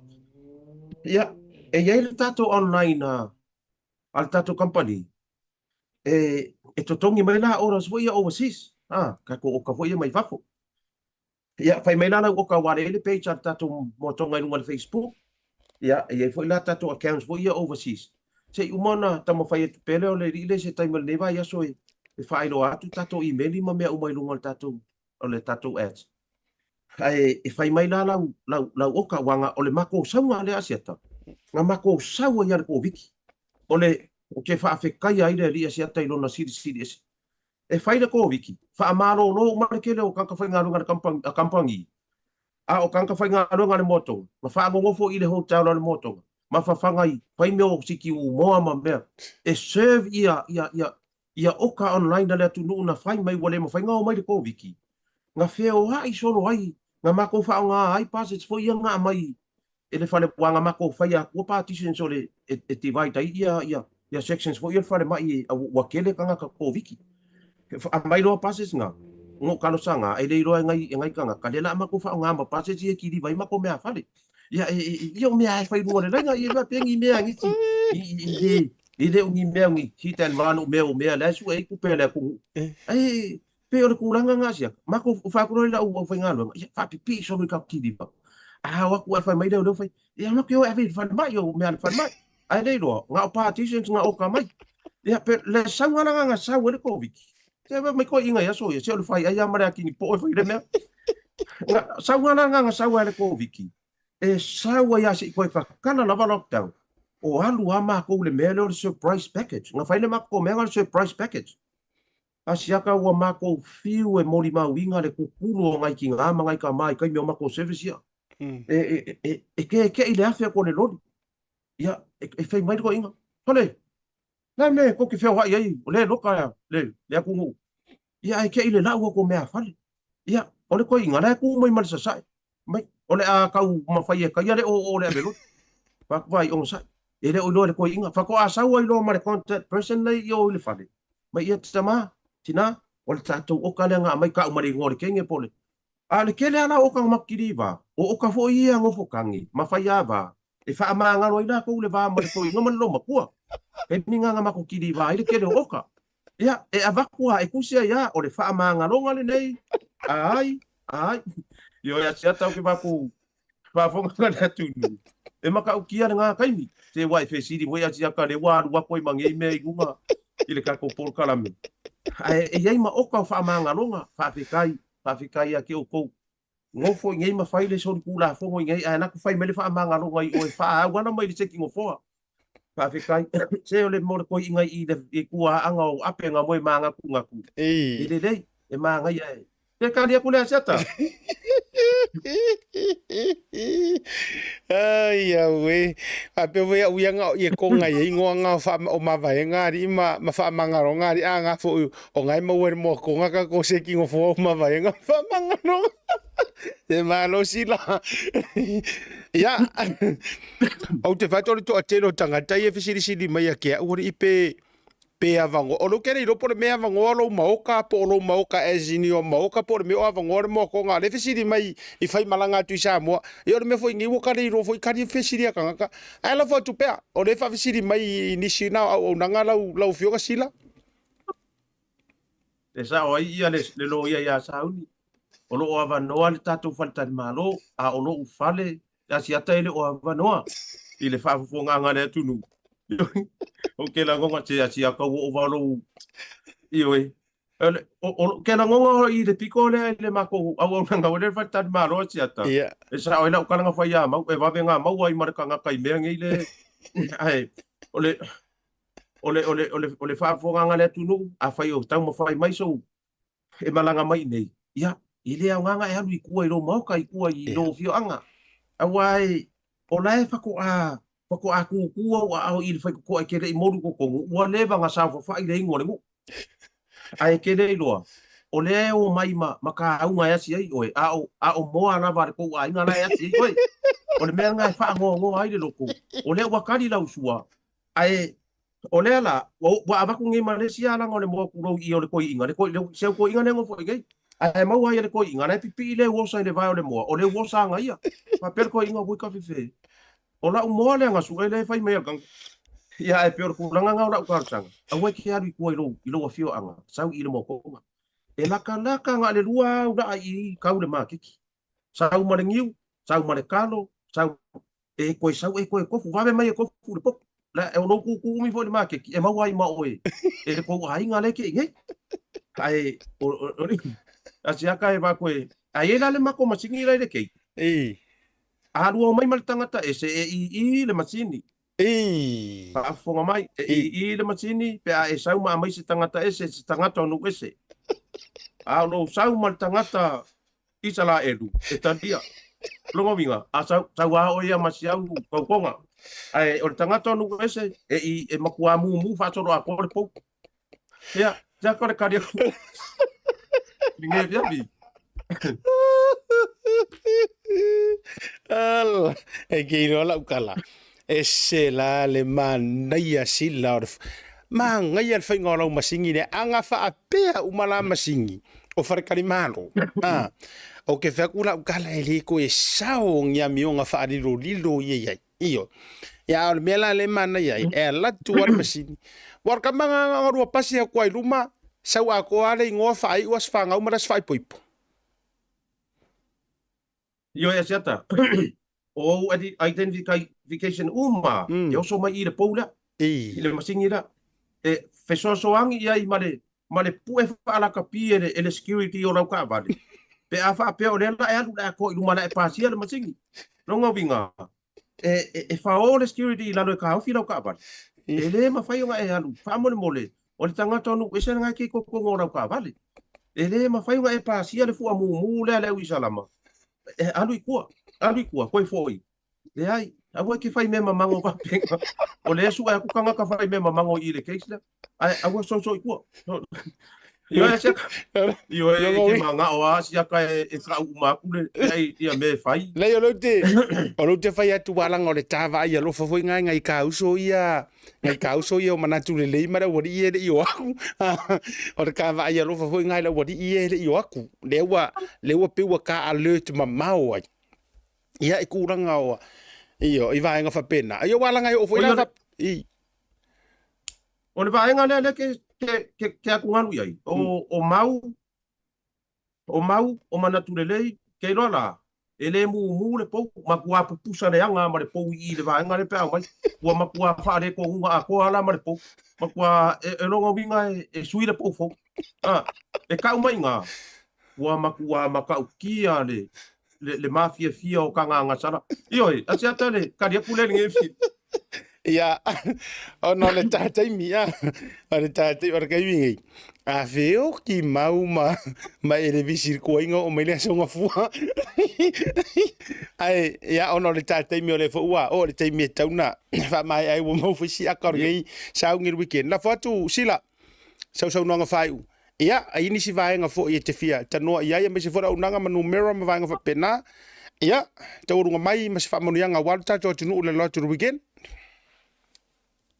ia siata ia e moni oi ba la ka kai mila ka so kula fo e nga fa sana ka ua le fio nga tati wa ka o vai kua mare mare fu amumu ai ioi o fa man o au nga uma la vale ale motonga o le ata ma fai la vai fai ma susu ya tu ngol tatu o tatou at o mau ai le tatou wa no fa au ngole o le tatou o le tatou TV ia ole ile tele sa fa matala ngai ile tele o nanga o no le tele o nanga lai lunga le Facebook ia ma ila le tatou tau ia ile tatou Blue TV e alu waku mai lunga kako ale o kele ngo kala pipi le nei fiafi ia le kele o nanga ma special zo lo alu le taimi nei pa pena vo tatou faltan malo ma me na ai o ia tau la ile nei fiafi sia tala ngo babel time ai fa ai u ile nge fiafi langa ia ngai kala ma di ki fa ai u ai asa ka por kalami ole e si kama nga fa nga luenga ile le kio nga lula wa va kuno le fa si langa le madiu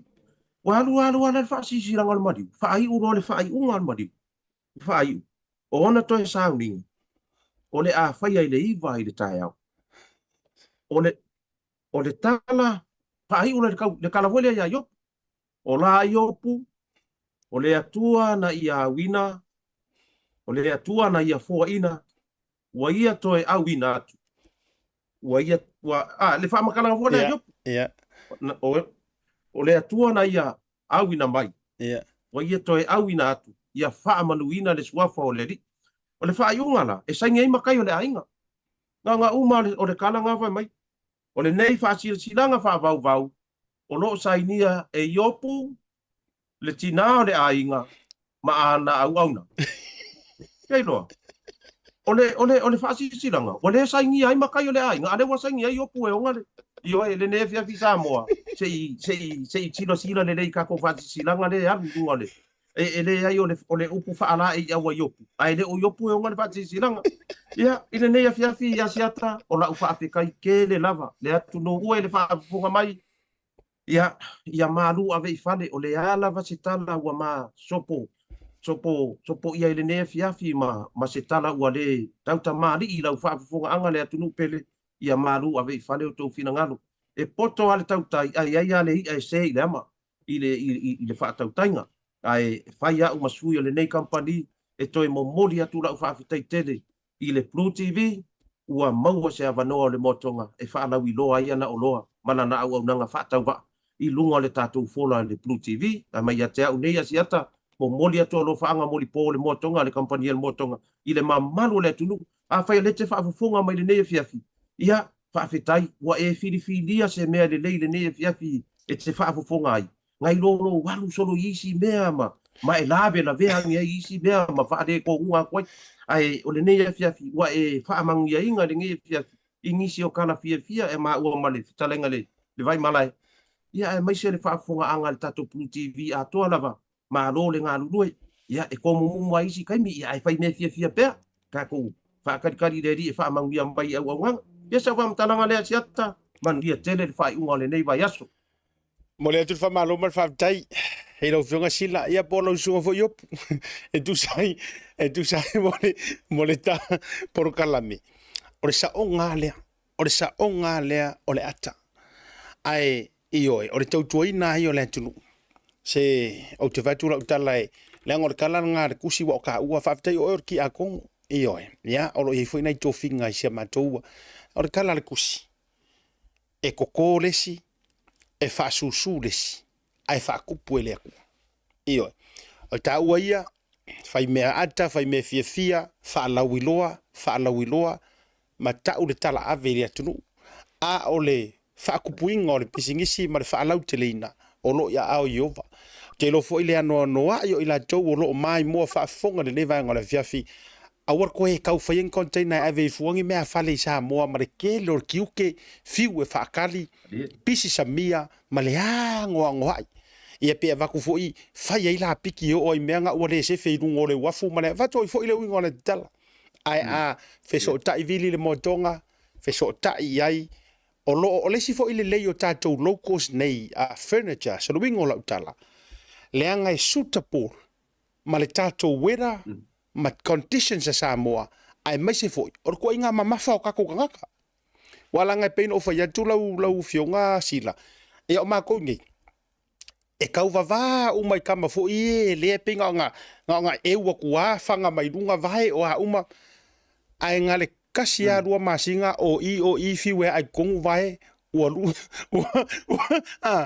lu si pulingi o i ia pe o matua pe a momi e nga ngo fa ya kumei le nga a le taula to ia fai to fiafe e ona umai fo ila ia le wa va e o le vatunga fo ile ave fua ma siska ka wa le nga fo moriska ka wa makua pio a mea o le winga o la tatala ona mama o tato fo tino o la nga fa wa sainga fa fo e ingikia fa wa ala to na ala to fo sanga na e fua fo i mafito i tonu le mamafa o ala to fo to nga tangata a le man ia la ia te fo ile o le o tato locos peila o tato motonga leanga o ngai ke fuakia ai o ele malosi malelelei male last long e tu sai foi o tu ai ngā tau ma conditions tonu si o tātu tunu iyo a o lo maua ia le vai ngā luxury foi lele ia whaane iona po ia awa foi aranga teilea ia Au foi le avelo walu malau pale skinga mamela ele anu le mokonga alu pe malau isala eru malau pale skinga malau ya mau foi ai la tu foi la le fa fonga mai le tu le yi wa le posi lu ngol tatu por kala ai la kwa e fa yi sila sa o mau mai fa la wilo e lu ngol te ya mai singa so swangi mo o ke la longa ma kwa karia e mau so swangi pe ala ku ka fa ya ko sa mau fa la wilo e lu ngol te ya e ala u fionga si Jata fa bol mole la mo ta tai mi ai e kan ka fa pe ngai fa mai ke ai wo mau ku ala ka dia jata wa leva nga kuria o le kampangi yo ai jata bol e bala au mai a wa leva nga ye ka se ke fa ya kula nga wa leva e makua ka kangi alo yer ke fongi o ke ka dia fa le dei a la ka dia nga fa mole pako a kasi ali mi ke kanu usavadi e se mar kampangi nga kuria nga ngeya ya chat kan dia ai maua fa mama venga chata alo fa tai ia ta fa soi foi ia ma fa to fa mo de fe mo tele la lo le weekend ta to fe lo ai foi le vai so fa soi foi na ya mangia le weekend alo fatu fa tai ya le na sa mo wa mai ale ta to fa tel tel no ngai to lo ia ta to fa tel tel no ngai va ngola fiafi o ko sila mai la auto le ai ma Sofia va ve alu se celebrate se fa akali po la si pukier ki ngau ai ngau la fai mai molo wa so fa na au o filifili e fa wa ma tautua o e sa mo ale atu no pele io awa ngo se wale van ko pela wa me iro io pe ora ka ma vo le ngaru ngo i ka me fa me me ai ona ta wa tele o ye ja ele fa ye fo i se tautua fa pa o le te o e sa mo wo langona o le aso wa no mo tato information ma tato fa tal no ngala le ya o manatu wai fa mai ale le ma fa mai ma lo sil tato programe yo o sa wi vela yele u kalo u fa le mise pankeki ta wolunga ni so tato wata ia mise fo to bo mole to ila fa after tele le au fusu le nei ale tato Marist Boxing Associations congratulations ina yalo ma fa nau nei wo to sila mai lunga pine aulo uma o kamaya lua fa o ngwe ka ko au man ya tele le tale ni to mo moli to ila fa malo ma la fa tele ia ile sunga fa yanga me nga go fa ko ya tatou sa mo o ka mai ki mai sa pa ikia sunga ya tavui mai klemisio ia awanga ise si kamakau manga vale kama ya mare apaka fa tele congratulations ina yalo ma fa nau vai to televo fo inicio ila tou o le ave mai tatou future champions ia itu lango so pangalava o le am faiona usia ila tou taleni fa tai fo ila malanga sunga fa onga tai malanga trainers mai ila tou o malava ia o tou fa afifi na fo ilo tatou tu no ia me se fo la tou tua tau runga programe nei vanga la fiafi ko si sira mai le o tau no ia ja ule no yo tatou cards o le manga yo cards ia mo lo submissions nga o fa kumunga te vi foi lunga fa mole rai just fill those or fa ngof your card le ko si sira mai nga le tick or box o lo swafa address that's it pawanga simple as that and that count as one submissions afia maua o te e maua i o sia matu kalesia ile so sa la fa o te fo sia matu te mafalenga ina le Victory Power Ministry te mau fo i tatu officer ia ole maua so vers fo a matatu le so fo ia ai mo le fiafi a manga se le manga o le tau mali la fo vonga va tele fa tele once again mo o to ye family mai ia ile aso fa na fo i fa ia ile tu family ina le so fo yova tatu fo le vas fo mo le fiafi a siata fo le malu pio voriko so i fu mai manuia